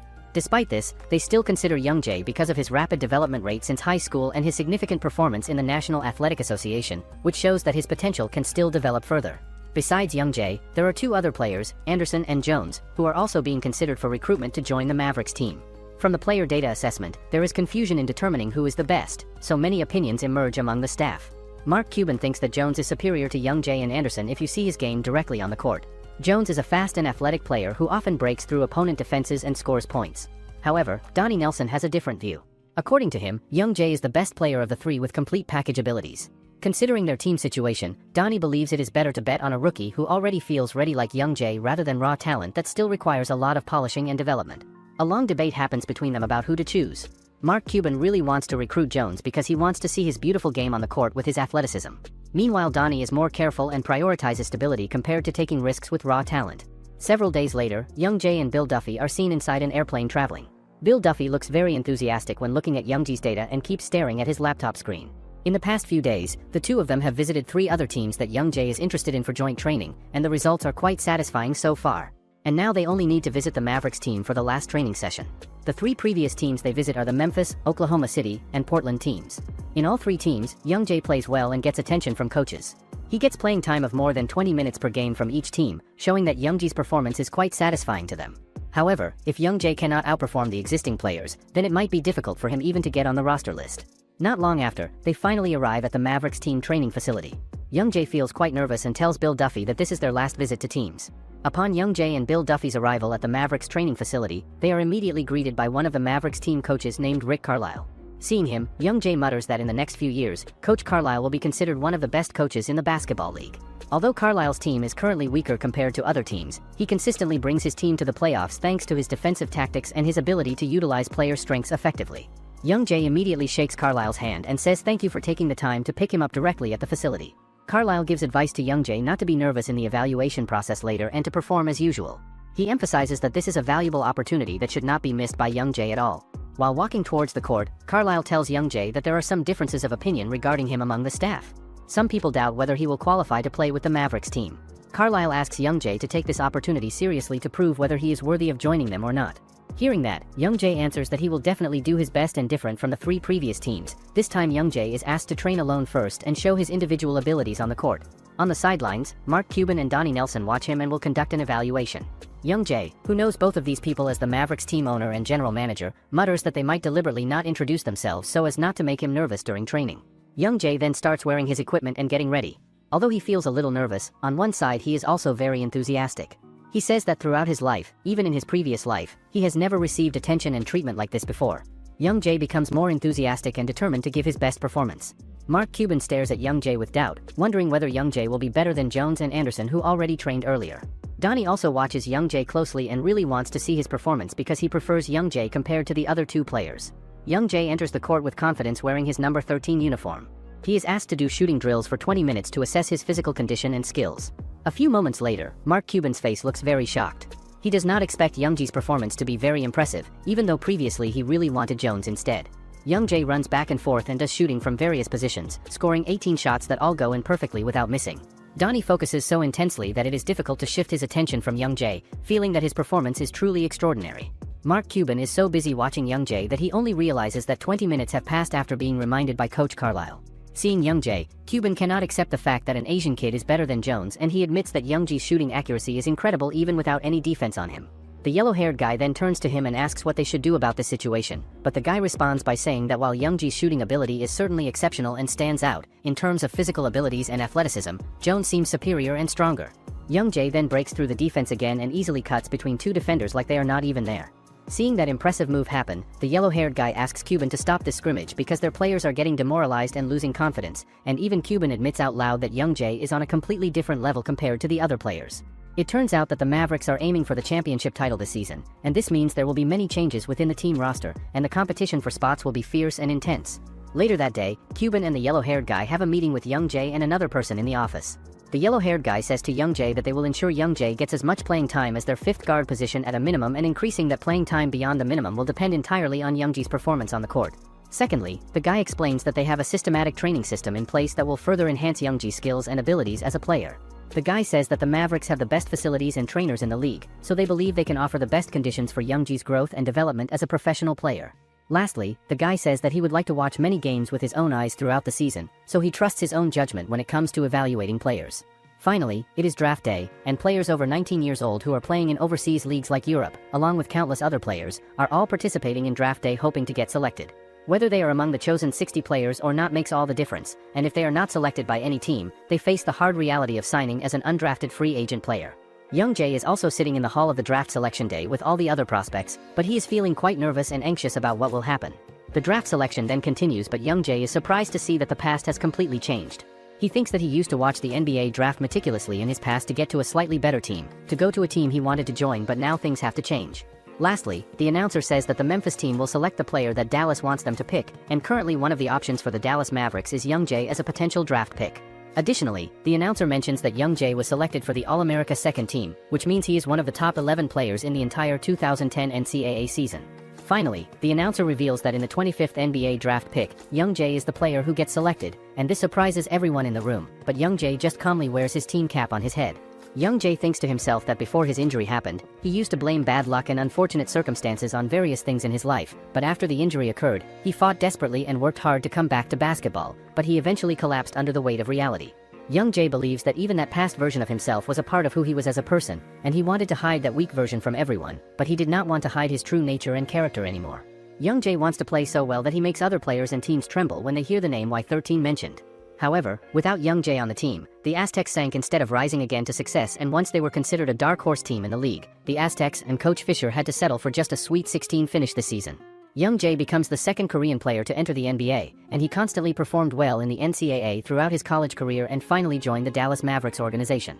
Notably, Young Jae had an outstanding performance against the powerhouse Maryland team in the nationwide tournament known as March Madness, earning Player of the Match honors before a nasal fracture injury forced him to end his season early. Young Jae gathered attention from scouts and teams as an attractive card and a player with a complete skill set, and he received offers from multiple teams who wanted to draft him. Young Jae also plans to participate in the Summer League games in Las Vegas in July, and he is determined to be so dominant that opponents dread and fear facing Y13 on the court. Young Jae wakes up in the morning feeling dizzy and lightheaded because he drank too much alcohol with the Aztecs members yesterday at their celebration, and now he feels awful and regrets it. Just then, David calls Young Jae on the phone and says that his parents promised they would take him to watch his games in Dallas whenever they can make the trip. After that conversation, 22 teams including the Mavericks set up their Summer League camps and gathered in Las Vegas for the competition. The Summer League is similar to spring training in Major League Baseball, and Young Jae notices that there are many more coaches and trainers preparing and working here compared to what he saw in the NCAA. On the first day of Summer League, Young Jae meets the Mavericks coaching staff members, and he realizes that from here on out, it is going to be a race of competition for spots on the roster. Young Jae thinks to himself that there are two assistant coaches working alongside the strategic head coach Rick Carlisle, and these two assistants have the potential to become head coaches for the Portland Trail Blazers and the Toronto Raptors teams in the future. He also thinks that the first drill will be a 1-to-1 exercise and guards will pair up, but the goal for the offense being to break through and score, while the defense aims to stop them. The guards that Young Jae will be competing against for roster spots are Rodrigue Beaubois and J.R. Giddens, Josh Mayo, and Jeremy Lin. Young Jae thinks to himself that Jeremy will shock all 30 NBA teams with his performance in the Summer League, showing equal skill and talent to John Wall, who was the top draft pick. After that, Beaubois steps forward to practice and Young Jae does not seem to recognize him from anywhere. Earlier, Youngji's manager told him that Bobois mainly uses his incredible acceleration speed for penetration drives, and he also has top-tier shooting ability, recording 50% field goal percentage, 40% three-point percentage and 80% free throw percentage, and Bobois is the type of player who believes strongly in his own abilities. Back in the present, Youngjae tries his best to compete with Bobois and defend him, but Bobois just tries to break past him using his speed, but Youngjae manages to steal the ball away from him successfully. Bobois then tries to break through again, but this time Youngjae couldn't block him, so he ends up falling on the ground. However, Bobois then receives an offensive foul, but he thinks that a camp that seemed like it would be boring just got even more interesting. Bobois is ranked as the #1 most anticipated young non-American player of the entire season by scouts and analysts. Yet, this super rookie who only attended college for 1 year before entering the draft has brought Bobois to his knees with his performance, and that rookie is none other than Y13, who is Youngjae. Just moments ago, Bobois played defense like a seasoned veteran who has seen it all in the NBA over many years, and if that defensive play was intentional and calculated, then Youngjae is not at the level to be competing at this camp with these players. Bobois wonders to himself that he cannot even read or predict Youngjae's movements at all no matter how hard he tries, but then Youngjae uses his incredible reverse spin move to move around Bobois smoothly, leaving him down on his knees behind him. They continue practicing, and even this time Youngjae decides to go straight for a speed battle against Bobois, but Bobois notices that Youngjae is looking at the basket in the middle of his dribbling motion. Youngjae then increases his speed and quickly moves past him and tires to throw the ball in the basket, but Bobois reminds him that he is on defense. Seeing that, a guy asks Coach Stotts what he think of those two, so the coach says that Bobois has exceptional athletic ability, like his shooting and dribbling are already at a high level. So, if he improves his defense and reduces inconsistencies, he could be a starter. He then tells about Youngjae, saying with his current skill set, he can already hold his own in the NBA, and facing someone like Bobois, he is curious how he would play against starting level players. At the very least, Youngjae is proving that he can compete with NBA players who rely on superior physical attributes and abilities, and that alone will significantly boost Youngjae's evaluation and reputation among the coaches. But what is fascinating and impressive to everyone watching is that Youngjae plays with the experience of someone who has been in the NBA for years already, and this observation gives them goosebumps when they see it. Moreover, the coach says out loud that Youngjae has excellent decision-making skills on the court, and with his agility, flexibility, and creativity, he has compensated for his lack of power and strength. Lastly, the coach believes strongly that Youngjae and Bobois see each other as rivals and competitors, and both of them are just pushing each other harder and harder without letting go or backing down. Later that night, after official practice ends, Youngjae continues practicing basketball with Bobois in the gym, and he manages to throw the ball in the basket successfully for like the 400th time tonight. That night at a fancy restaurant, Youngjae and Bobois eat like some maniacs who have not eaten for ages and are starving. Bobois tells Youngjae that he was scouted as a professional soccer player by an English club when he was younger. The story then goes into a flashback of the English Second Division Club tournament semi-final where Bobois dribbles all alone down the field, and no one could stop him from advancing. The game continues with Bobois passing the ball to his teammates, who then again pass it back to him, but then he shoots a hat-trick goal that goes flying inside the net. Back in the present time at the restaurant, Bobois tells Youngjae that he had to do everything he could with his body, like being a cleanup hitter, starting pitcher, running the 100-meter dash and doing the long jump, and it's all because he has 3 wives and 12 children back home in Africa that he needs to support. Youngjae then asks him how he got into basketball and make it this far, so Bobois says that his favorite was always basketball, and one day, while playing, Cuban approached him and asked if he would like to play basketball. So Youngjae accepted Cuban's offer to join the Mavericks because Cuban offered a lot of money to him. Bobois then asks Youngjae why he started playing basketball in the first place, so Youngjae tells him that he was drifting around aimlessly, messing up here and there in his life, but then he finally got himself together and got back into playing basketball seriously. In Youngjae's past life before everything changed, he spent his last few months indulging in pleasures and living recklessly, and it was not until he was close to death that he finally came to his senses. After returning back in time, Youngjae decided to fully dedicate himself to basketball again and commit to it completely, and it has been 2 years now since he made that decision. Youngjae then asks Bobois if he has enjoyed playing basketball so far in his career, so Bobois responds by saying that he loved playing the game, but the problem is that basketball is not always just fun and games all the time. The next day when Youngjae wakes up, his muscles start hurting badly, and he did not even realize that pushing himself out of competitiveness would leave his body wrecked and sore like this. Youngjae decides to go back to the gym to talk to the coach about his concerns and physical condition. Youngjae tells the coach that there are countless examples of NCAA stars failing in the NBA due to physical limitations and weaknesses, but he cannot guarantee that he will not become one of those failed players himself. Youngjae says that after the intense training session with Bobois yesterday, he felt and realized that building the strength and endurance that he desires is not something that can be achieved in a short period of time. Youngjae thinks to himself that his mentor, Coach Fisher, believed in him and his abilities, but no matter what position he plays, he feels that his physicality is currently insufficient and not good enough for the NBA level. However, the coach says that the technical training will not decrease at all in intensity, and the training load will be intense and demanding, going through summer league and continuing all the way up until the season opener game. Youngjae agrees to go through that kind of training program because he does not have any other options available to him. Young Jae is actually surprised by this approach, and if he had a bit more strength here and there, he thought his shortcomings were due to a lack of ability and talent, but the coach approached Young Jae's problem with a complete shift in thinking and perspective. The most important thing that Young Jae needs right now is not just raw strength, but the ability to harness all his energy at once and use it effectively. Summer League games do not hold much significance or importance in terms of standings and rankings, but they are crucial and important for players to showcase their skills and abilities in front of a large audience and the media who are watching. However, only a few players in the Summer League have secured guaranteed contracts through the draft process, and for the Dallas team, only Bobois and Young Jae have guaranteed contracts with the team, while the rest of the players on the roster are invitees. These invitees do not have official team affiliations or contracts yet, and they sign Summer League contracts just for the duration of the league and games. Since it is the Summer League and not the regular season, defense tends to be lax and loose, and individual plays are more common than team plays. Since the teams are newly assembled and put together, creative passes are rare and hard to execute, and only simple pattern plays are feasible and realistic to run during games. Nevertheless, since the Summer League features high-caliber players with real talent, high-level play and competition is definitely to be expected during the games. Young Jae says to his teammates that he has heard rumors going around that John Wall is already a shoo-in for the Summer League MVP award, with all the buzz and hype around him from fans and media.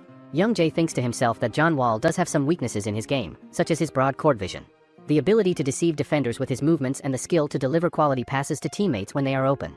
Finally, the match between the Washington Wizards and the Dallas Mavericks, two teams that are currently on the rise and gaining momentum, is happening today at the arena. The main reason for the highest interest and excitement in today's game is the presence of the 2010 draft's #1 overall pick named John Wall, who is starting for the Wizards team in this matchup. The game then begins with JaVale McGee winning the jump ball against Jada at center court to start the match and give Washington first possession. JaVale then runs past the defender with his dribbling techniques and ball handling skills, but Young Jae suddenly appears in front of him, thinking to himself that he is reading the flow of the court perfectly and predicting the plays. Young Jae then suddenly turns his body towards another player on the opposite team, and the player accidentally hits Young Jae hard, wondering why Young Jae would turn towards him like that out of nowhere. It turns out that when someone moves during a screen play, if there is contact with the opponent player, a moving screen foul is likely to be called by the referees. The match then continues with Young Jae finds a perfect chance outside the three-point line, but Young Jae then throws the ball that goes straight inside the basket. Meanwhile, the photographers are taking pictures and capturing photos of the match from their spots on the sidelines. The ball then gets passed to Young Jae, but the other player tries to stop Young Jae from advancing, but Young Jae just charges forward with speed and determination, and then he quickly throws the ball straight inside the basket for a score. Seeing that, everyone in the arena starts cheering loudly for Young Jae, and the commentators mention that he is incredibly fast and athletic. Young Jae then provokes the opponent team's player with some trash talk, and he wonders to himself if the player will take the bait and get emotional. Just as Young Jae predicted in his mind, John Wall does not fall for the provocation attempt at all, and instead, he calmly assesses the situation on the court and proceeds with the attack in a controlled manner. The commentators then say that even without John Wall carrying the team, Washington has other talented players like Trevor Booker and JaVale McGee, who have both played in the NBA before and have professional experience.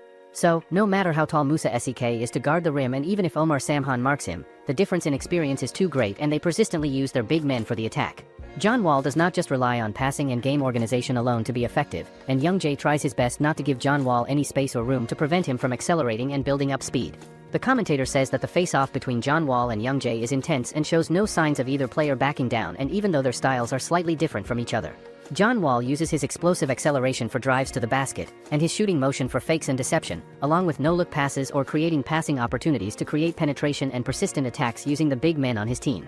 Even though John Wall is trailing behind Young Jae in overall performance and individual stats, Washington still maintains a slight lead in the score due to their big men's skills and abilities in the paint. Young Jae thinks to himself that this situation reminds him of the practice games he used to play with Leonard back when they were in college together. Young Jae then starts smiling, but then he shoots the ball towards the basket and it goes straight inside. After that, John Wall tries to move forward with the ball, but Young Jae manages to steal the ball away from him and runs forward quickly towards the other end of the court. Trevor Booker is already in defensive position waiting for him, which is expected from a player who is ranked in the NBA's top 10 for defensive skills and ability. Young Jae then quickly dodges Trevor Booker with a slick move, and he throws the ball into the basket by jumping at exactly the right time to score points. Seeing that amazing sequence unfold, everyone in the arena is surprised and shocked, and they cannot believe that there is a player like Young Jae who can follow up that incredible crossover move with a monstrous dunk like that. Finally, the timeout is called by the coach, and everyone in the building cannot believe that Young Jae managed to score 7 points all by himself in that run to take the lead for his team. Young Jae thinks to himself that John Wall is truly an incredible talent and an amazing player, and no wonder he is called the Emperor of Rucker Park by people who know basketball well.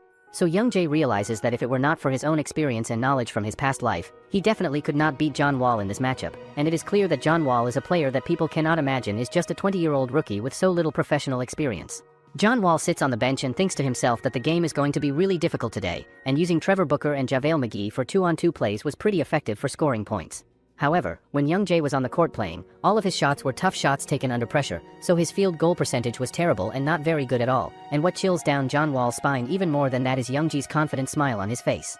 Finally, the timeout is over and done with, and the game resumes as usual with both teams going back out on the court, but there is only 1 minute left in the first quarter of the game. Young Jae then approaches a guy on the bench whose name is Jeremy Lin, and he is the unknown Asian guard who later became a sensation in New York, earning the famous nickname Linsanity from fans and media. In his first 5 starts with the Knicks, Jeremy scored more points than the previous record holder for that achievement, which was Shaquille O'Neal. Last night before the game, Young Jae decided to head to the gym late at night because Bobois left his phone in the gym and forgot it there after practice.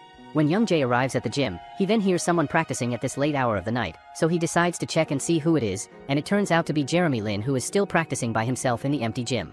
Jeremy tried to overcome his struggling performance with hellish practice sessions and hard work, but excessive fatigue leads to overexertion and turnovers during games instead of improvement. Back in the present time, Young Jae tells Jeremy to have confidence in himself because he is beyond the level of the Summer League and has more talent than he realizes, but Jeremy has no idea what Young Jae is even talking about or why he is saying this to him. In Young Jae's past life before everything changed, Jeremy showed overwhelming skill against John Wall in this exact game, and the crowd started cheering loudly for Jeremy and his performance on the court. Finally, Jeremy decides to get on the team as well and play in the game, and this decision surprises everyone who was watching and did not expect him to join. After that play, the match continues, and this time Jeremy laughs confidently in front of John Wall, so John tries to move and defend him, but Jeremy just breaks through the defense with insane speed and quickness. And he quickly throws the ball back in the basket for a score. Seeing that amazing burst of speed, everyone gets surprised and shocked, and they did not expect Jeremy to be this fast at all or capable of that kind of acceleration. Young Jae knows from his past life knowledge that Jeremy Lin in his prime had the second fastest burst speed in the entire NBA league, and there is no one in the Summer League who can stop him when he gets going. Jeremy then once again tries to break through the defense with his speed, but this time more players block his path and surround him, so he decides to pass the ball to his teammate J.R. Giddens, who catches it and throws a three-pointer shot straight towards the basket. The commentators say that despite being evaluated as a player who could fully showcase his skills in the Summer League environment, Jeremy has been struggling and performing poorly ever since he was invited to join Dallas for this Summer League tournament. Jeremy is a player whose main strengths are game organization, passing the ball to teammates, and precise finishing under the basket with layups. Jeremy has the ball again in his hands and shows 4 fingers to his teammates, but everyone watching wonders what the 4-finger signal actually means or represents. Jeremy then throws a three-pointer shot directly into the basket from long range, and this shot shocks everyone in the arena who did not expect it. Young Jae realizes that Jeremy deliberately mimicked and copied the exact same play that Young Jae made earlier in the game, but then Young Jae also steps onto the court to respond. The Wizards team suffers a crushing defeat in the game, and a reporter starts the interview session asking his teammates about their opinions on Young Jae. Rodrigo explains that Young Jae is an extraordinary player, and besides being talented, Young Jae also has a pleasant sense of humor that everyone enjoys. Meanwhile, Jeremy reveals that Young Jae is a damn good kid because the first thing Young Jae says to him is to be more confident in himself. Jeremy emphasizes that Young Jae's words really help him to be more confident in today's game, so he can show his true abilities on the court. When the reporter asks about Young Jae's opinion regarding John Wall, whom he faces today, Young Jae confidently answers that John Wall is the most threatening player of all the opponents he ever faces. He is very difficult to provoke, and several times puts him in difficult situations during the game. Young Jae closes the interview with a fairly extreme statement, declaring that he will never lose to John Wall, and whoever his opponent is, he will always return with a victory. News about Young Jae once again spread widely everywhere. He feels very happy and thinks he looks very cool watching and replaying his words at the end that he will not lose. He even says he will make similar statements if he gets another chance in the next month. In the following month, various media outlets start to be flooded with analysis columns, including team evaluations during the Summer League season and predictions for last year's and this year's NBA season. Many teams, including the Mavericks, have players coming in and out as contracts expire. Besides that, the Mavericks team does not escape media evaluation, especially in Korea. Young Jae's crazy performance on the Mavericks team ignites the spirit of basketball fans in Korea. Mavericks management is also holding meetings with NBA agents to discuss salaries and several player trade issues. Cuban, the owner of the Mavericks team, works very hard to increase the team's strength every year, even having to pay additional luxury taxes. Normally, the Mavericks team is just a team that utilizes big players who do not have agents. You could say the Mavericks team is just a team that increases its strength using discarded players. Because of this, the player composition changes a lot every year, and this season the focus will also be on how quickly the chemistry between players builds and the team management skills develop. The Mavericks currently exceed the salary cap threshold and luxury tax threshold, making them the team with the 3rd highest salary in the NBA. Unfortunately, they have never won a single championship trophy at all. On the other side, Young Jae is seen training hard on his own. He trains his skills on uneven courts and now also starts playing in areas full of rocks, making his training increasingly challenging. After training for a long time and making many attempts, Young Jae finally succeeds in dribbling the ball past all the rocks and reaching the mountain peak. He feels very satisfied with his achievement. Not long after that, Young Jae receives a phone call from Yun.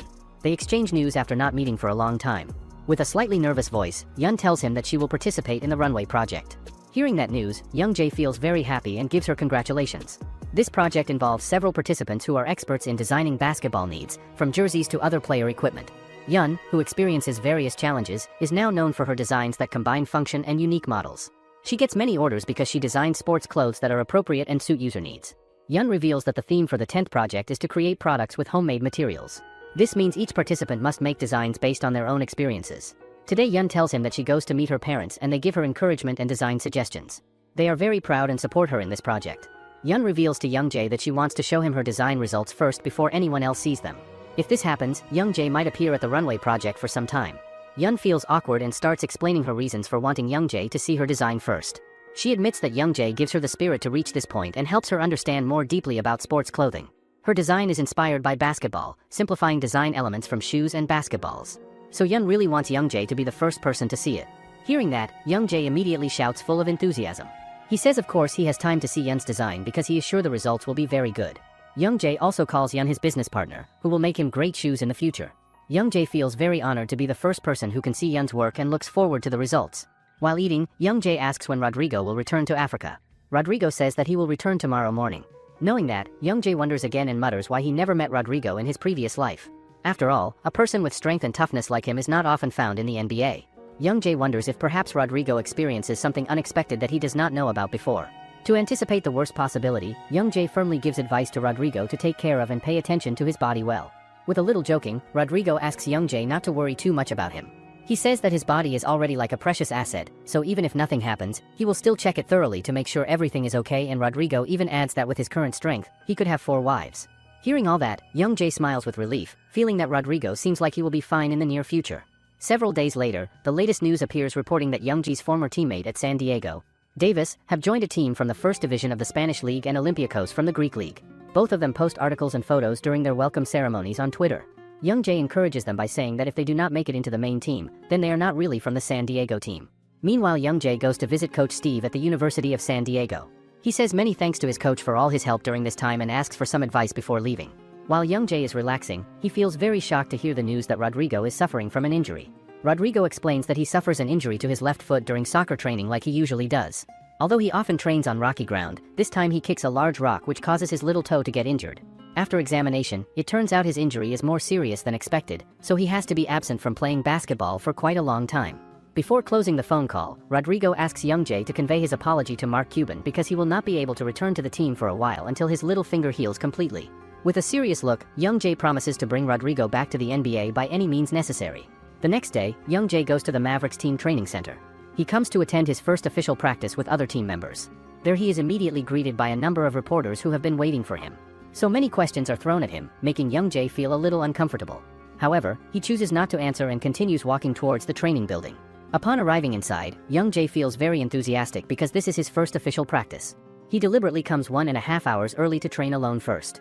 However, when heading to the court, Young Jae feels shocked to see a player already there and doing shooting drills non-stop. The player seemingly does not notice Young Jae's arrival, so he continues practicing with enjoyment. Young Jae keeps watching and realizes that the player uses his left hand to do the shooting. He starts remembering that player from his past life. He is a player 7 feet tall with extraordinary shooting ability and has striking blonde hair. He is one of the greatest strengths right now with attacks that make opponents feel like they are in hell. He is the only power forward who records 180 successful shots with 3-point shooting reaching 90% accuracy. He has a very large body size and is able to play in several positions on the court and becomes the standard for great players in the NBA. He is also the Mavericks captain named Dirk Nowitzki. Young Jae greets Dirk first, so he immediately stops his practice and approaches Young Jae. The difference in their body sizes is very striking. Young Jae even almost looks like a child compared to Dirk. They introduce themselves and make small talk. Dirk is very friendly, revealing that he always comes earlier than other players. He also praises Young Jae for being so enthusiastic to come early even though he is still new to the team. Young Jae explains that he feels nervous, so he decides to come early so he can warm up before practice starts. Dirk then throws the ball to Young Jae and invites him for a light warm-up because other players have not arrived yet. Without hesitation, Young Jae catches the ball and immediately shows his talent by doing a shot that goes in perfectly. Seeing this, Dirk feels pleased and praises Young Jae's ability. In an instant, Dirk can immediately assess Young Jae's shooting skills. He mutters that the arm and leg movements, from the ankles, knees to the upper body, all look very natural. Dirk then praises Youngjae by saying that Youngji's shooting ability is faster compared to ordinary players, and that is very suitable for him because he has a smaller body size. Hearing that praise, Youngjae feels very happy and does not expect to get praise from the player nicknamed the King of Shooting. Youngjae answers that he will try his best to continue improving his abilities. Not long after, a new player arrives with a very large body size as well. He stares at Youngjae and expresses his happiness seeing there is a new player like himself on the team. The player then approaches Dirk and introduces himself as Tyson Chandler. Tyson expresses his hope that they can work together well on the court. After that, Tyson also approaches Youngjae and says that he already watches Youngji's games before. According to Tyson, Youngji's game is truly extraordinary, and he hopes Youngjae can show his best performance at today's practice like he usually does in his games so far. With a little awkwardness, Youngjae says thank you for the praise and encouragement given by Tyson. Youngjae mutters to himself that until the end of last season, Tyson is still with the New Orleans Hornets team. Tyson's performance was really impressive last season, but his performance declines due to injuries that make many teams question the decision to recruit him because of health problems. Only the Mavericks team sees potential in him and then recruits him. Youngjae knows Tyson as a player with very strong defense and a perfect leader for his team with an unyielding spirit. The two of them then shake hands and Tyson challenges Youngjae to show his best performance. Youngjae responds to that challenge with enthusiasm, stating that he really looks forward to their cooperation on the court. Although they are on the same team, Tyson shows his competitive side by gripping Youngjae's hand very hard. Youngjae feels a little pressured and wonders what Tyson is doing, and he feels this is a form of competition between teammates. Youngjae feels a little excited and says that Tyson does not need to worry because he is just a small player who struggles hard to survive on the team. Hearing that, Tyson also smiles and releases Youngjae's hand and says that he really likes Youngjae's personality. Youngjae thinks that Tyson's grip strength is really very strong as Youngjae praises Tyson's muscle strength, which seems to have been trained well all this time. Not long after, some core players start arriving. Jason Kidd immediately greets Youngjae with the nickname The Genius, then followed by Jason Terry, a true veteran. Lastly, there's JJ Barea, Jason Kidd's backup player who will be Youngji's tough competitor on the Mavericks team.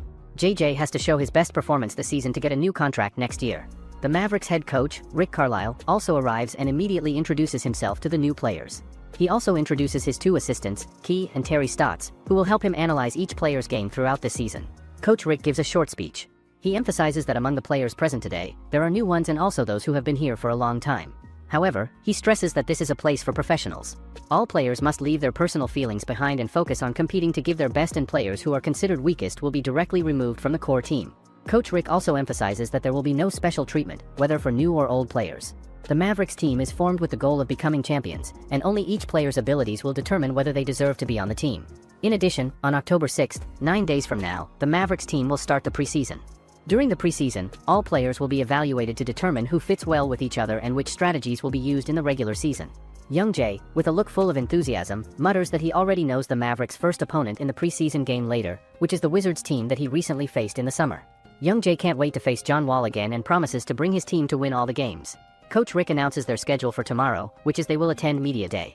Media Day is an event where players, coaches and team staff meet with the media for interview sessions, photo shoots, and promotional content creation before the competition season starts. And on the last day of Media Day, they will hold an internal game between the players on the team. After explaining everything the players need to know, they finally start the training session.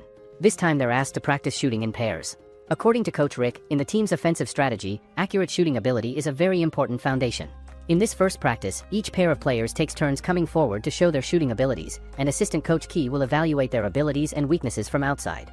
Not long after, it's finally Youngji's turn, being the last order to perform today. Without any hesitation, Youngjae starts showing his abilities, but Coach Rick and all the players feel amazed seeing Youngji's shots that are so calm. Meanwhile, JJ shows his dislike because Youngjae is his strong competitor on the Mavericks team right now. A few moments later, Key, who is in charge of doing the analysis, feels a bit nervous and can't believe it. Out of 20 shots, Youngjae never misses. Meanwhile, Youngjae himself looks very excited on the court and he feels that standing still and aiming at the ring is a very easy thing for him. After doing the shooting practice, Key asks the players to do variation training, where they have to dribble the ball and immediately shoot afterwards. The other players are very enthusiastic, stating that they can't lose to the new player. They intend to show their strength and experience. The first one to go forward is JJ. Quickly, he dribbles the ball forward, showing his skills. After approaching the ring, he jumps and makes a shot that successfully goes in smoothly. The other players then come forward one by one to show their abilities. However, some of their shots don't go into the ring and only bounce on the rim. So far, Key concludes that the practice of dribbling the ball and shooting is indeed difficult for most players. Youngjae, who watches from the side, feels a bit impressed because Key really pays attention to each player and does deep analysis. Youngjae becomes more enthusiastic about showing his abilities. He says that this is the time to make an exciting performance. Key explains that practice like this is very different from a real game. In practice, if a player can make 10 shots out of 10 attempts, but in a real game, usually they can only make 3 out of 10 attempts because of various factors on the court. However, this practice still helps the players, especially in improving calmness and confidence when shooting. Now it's finally Youngji's turn. He steps onto the court and mutters that the regular season is only 1 month away, and it's time he needs to improve his mental and physical condition. Since the summer league ended, he has practiced his shooting ability countless times, even feeling like someone addicted to shooting. Therefore, he wants to pour all his abilities into this practice and take it seriously as if he's competing in a game. Seeing Youngji's game, Coach Ki and all the players can clearly feel that Youngjae is at a different level. With that kind of speed, Youngjae successfully makes shots from 10 attempts, even from every different angle. All the other players just stay silent, unable to say a word. Ki can't contain his admiration, and he starts to recall the intensive training he gave to Youngjae before the summer league. Ki feels that training has produced very significant results as he doesn't even expect that Youngjae can get through that training without complaining at all. All the players gather around Youngjae, praising his amazing abilities. They even say that now they finally understand why Youngji's name is so scary. Getting so much praise, Youngjae feels a bit awkward but really appreciates every word they say. Meanwhile, Jason Kit stares at Youngjae as he calls Youngjae a rookie who is not bad and really looks forward to what kind of performance Youngjae will show in the game later, because a real game and practice are very different. A few days later, Youngjae meets with Yun. Yun intends to give clothes that she designed herself to Youngjae. With a pounding heart, Yun tells Youngjae that these clothes were made while constantly thinking of him. Hearing this, Youngjae is very happy and feels grateful because Yun has taken time from her busy schedule to make clothes for him. A mysterious man who is in his car happens to see them on the side of the road. He recognizes Yun, who recently appeared on the show Runaway, and Youngjae, who is the star player that many people are talking about. The mysterious man greets them, asking if they are dating because they look very closely. Hearing this, Yun becomes very nervous and can't give any answer, but Youngjae casually says that they have no relationship at all. Youngjae says that the two of them are like siblings and he considers Yun like his own older sister. Hearing Youngji's words, Yun's heart is very broken and she really wants to try to straighten things out, but Youngjae has already rejected her first. 5 days before the opening of the NBA regular season, the Mavericks team staff is busy managing the lineup of core players who will compete later. Many debates happen among them to determine each player's position and who will be on the bench. Their biggest problem right now lies in the shooting guard and center positions. To maintain team unity and player pride, some think they should start this season with Haywood as a starter. Even though Tyson Chandler's physical condition looks better in the national team games, they feel it's better to start by playing Haywood first. They plan to play Haywood as the main player, but his playing time will be divided equally because Tyson Chandler has stamina issues, so it's difficult to play him for more than 30 minutes. Next, they plan to use Butler as shooting guard and Marion as small forward or a versatile player on the court. They also consider Stevenson or Youngjae as the starting shooting guard while managing their playing time. Meanwhile, Ki strongly urges and proposes that Youngjae play as a core player. He believes that with Youngji's presence on the court, problems with defense, rebounds, and attack variation options will be solved because Youngjae can play well in all positions. However, some team members reject this proposal, thinking that playing a veteran player with more experience will be better compared to a rookie with still little experience. Ki stays in his position. He says that no matter what, he will bring Youngjae into the core team during the game later. Ki clearly knows Youngji's abilities and the training he has gone through, so he is the person who understands Youngji's true abilities the most. Afterwards, Youngjae walks into the court and the crowd starts roaring for him, but the match continues with Youngjae acting as a screen. Beria then shoots a three-pointer shot that goes straight into the basket. The opponent team's player thinks that Youngjae is a tough opponent and he heard some from Vasquez over the phone, but he is still curious about how much a rookie can really do. Youngjae then quickly runs past him, and everyone thinks that he is even faster than he was in the preseason. Youngjae then jumps to throw the ball in the basket, but before he does, two players also jump to stop him, so he passes the ball to Beria, who then throws a three-pointer shot. The Mavericks team now leads by several points from the opposing team, but the opposing team then starts attacking seriously. The team leader carrying the ball say that he can't let the game momentum end like this. He says he has to find a way to keep his players' spirits up. Right now, JJ is guarding him with the burden he carries as team leader. He has to bring out all his abilities. Very quickly, he immediately dashes past JJ, who can't react at all. He keeps dribbling the ball past several players and successfully reaches in front of the ring, then immediately jumps to put the ball in. However, JJ, who was previously left behind, manages to chase him very quickly and immediately jumps to try to block him from putting the ball in. A fierce battle happens in the air, making both teams go silent, making sure who will win the duel. In the duel earlier, it turns out JJ accidentally commits a foul which makes the opposing team get one free throw. With this violation, the opposing player manages to take advantage of this opportunity and adds to their points again. Right now, time is only a few seconds left, and the direction of the game changes again, where right now the opposing team is leading with a score of 21-24. All the spectators cheer and get more heated up because both teams equally show very extraordinary competition. Youngjae then gets the ball and he is immediately blocked by an opposing player, and JJ stands right next to him and is also closely guarded by one of the opposing team members. Not wanting to repeat the same mistake, this time the opposing players focus more on guarding Youngjae and JJ's movements to stop their actions. However, this time the opposing team leader feels something is strange because Youngjae just stays in his position and doesn't try to break through, and sure enough, from that far distance, Youngjae immediately jumps to shoot. Seeing this, he feels very annoyed because once again they were successfully manipulated by Youngjae. However, something unexpected happens again. Thinking it's a direct shot, the opposing players finally don't pay attention to JJ's movement. At that moment, Youngjae cancels his shot and passes to JJ as if he was going to shoot. JJ successfully secures the ball well, and also thanks to Youngjae's diversion, he gets enough space to shoot. Youngjae cheers, shouting Dirk's name as the king of shooting. An opposing player jumps with all his strength to stop Dirk's shot. Right when time is only 1 second left, Dirk immediately releases his shot. When the ball flies high, the opposing player who tries to stop Dirk accidentally commits a violation by crashing into him. Dirk's shot goes in perfectly, and Youngjae is very excited because besides getting points from Dirk's shot, they also get 1 free throw because of that violation. They successfully execute it well, which makes them all very excited. Initially, they only got 2 points from the shot made by Dirk, but with the violation and free throw, they managed to secure 3 points overall. Youngjae says that the opposing team all focused on him and JJ, so they forgot about the real king of shooting on the court, which is none other than the king Dirk. With this, the first quarter closes with the Mavericks team leading again with a score of 25-24, 1 point different from the opposing team. In this first game, JJ gets MVP thanks to his consecutive 3-point shots, which makes David very annoyed because according to him, it's all thanks to Youngjae, so Youngjae should be the one who gets it. With this result, Mark Cuban and all the Mavericks team staff feel very happy and don't expect that just with Youngjae's inclusion, they can change the Mavericks team's game flow so significantly. Yun, who is in the spectator seats, also looks very happy and her face even becomes red from blushing, seeing her crush's very cool performance on the court. The announcers start questioning whether Youngjae is really a rookie in the NBA. They even feel Youngjae is more like a monster from Asia who gives nightmares to every opponent, but before entering the next round, Coach Carlisle takes over the team and gives advice to Youngjae. He says that Youngjae's game has exceeded his expectations all this time. Coach Carlisle sees that Youngjae can play well in various positions, and he also notes that Youngjae often makes more passes than scoring points himself. Therefore, in this second half, Coach Carlisle asks Youngjae to rely more on his own attacking power and see what changes will happen on the court. Hearing this, Youngjae steps onto the court with confidence. He says that he will do his best, and this is the time for Y13 to attack. A few moments later, everyone is amazed and speechless seeing Youngjae's performance this time. He more often dribbles the ball himself and directly executes it. The announcers even state that this is a historic moment for an Asian player where Youngjae performs very perfectly in the NBA. The game continues with both teams attacking each other alternately, and not a single one of them loosens their vigilance and continues to perform at their best. Right now, the Mavericks team is still leading with a score of 62-57, only a 5-point difference. Time keeps passing quickly and now JJ starts getting tired. He curses, saying he should have trained harder if he knew his stamina would be this pathetic. Meanwhile, Youngjae also starts feeling tired, but his spirit is still clearly visible. In that condition, Youngjae intends to increase the speed of his movement because his team is already very tired. He knows very well that if the game continues like this, it can ruin his team's game rhythm. Suddenly, Youngjae is surprised to see a new fresh player confidently entering the court. It turns out to be Rodrigue Beaubois, who seems to have recovered from his injury. A few days before, Rodrigue was seen participating in an MMA match, and he does this fight to make sure that his leg has really healed from the injury. From behind, his coach encourages Rodrigue with full enthusiasm, cheering for Rodrigue to beat his opponent without mercy. Rodrigue's opponent is big. Even his body can be said to be twice the size of Rodrigue's. It turns out the two of them already know each other.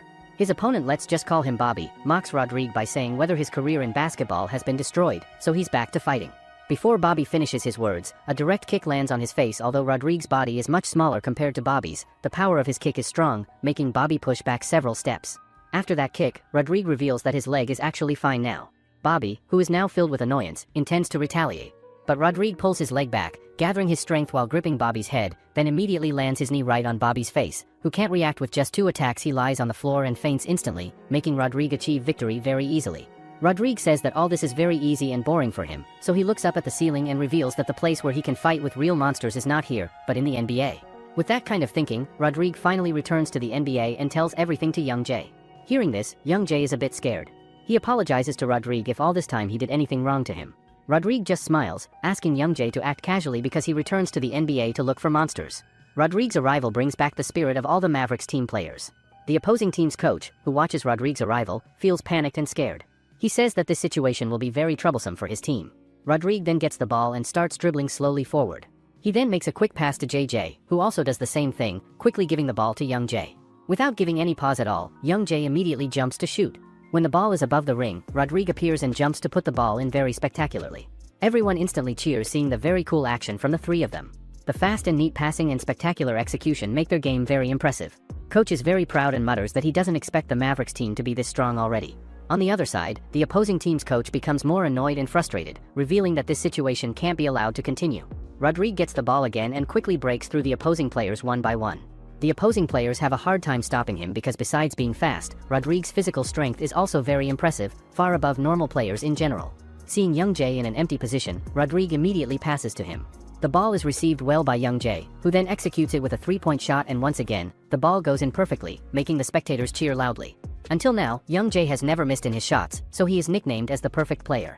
With Rodrigue's presence, the points scored by the Mavericks team increase rapidly. The current score shows 88-63, with the Mavericks leading by 25 points. With such a far difference, everyone present considers the result of this game to be clear, that the Mavericks team will win today's game. A few moments later, the whistle blows, marking the end of today's game with a final score of 104-71, a far point difference of 33 points. In this game, Young Jae plays for approximately 22 minutes with an extraordinary performance record. How high can Y13 soar in the NBA? Will his second chance journey lead to a championship? Comment, dunk, and let us know your thoughts on it. Make sure to like and subscribe the channel for more manhwa recaps.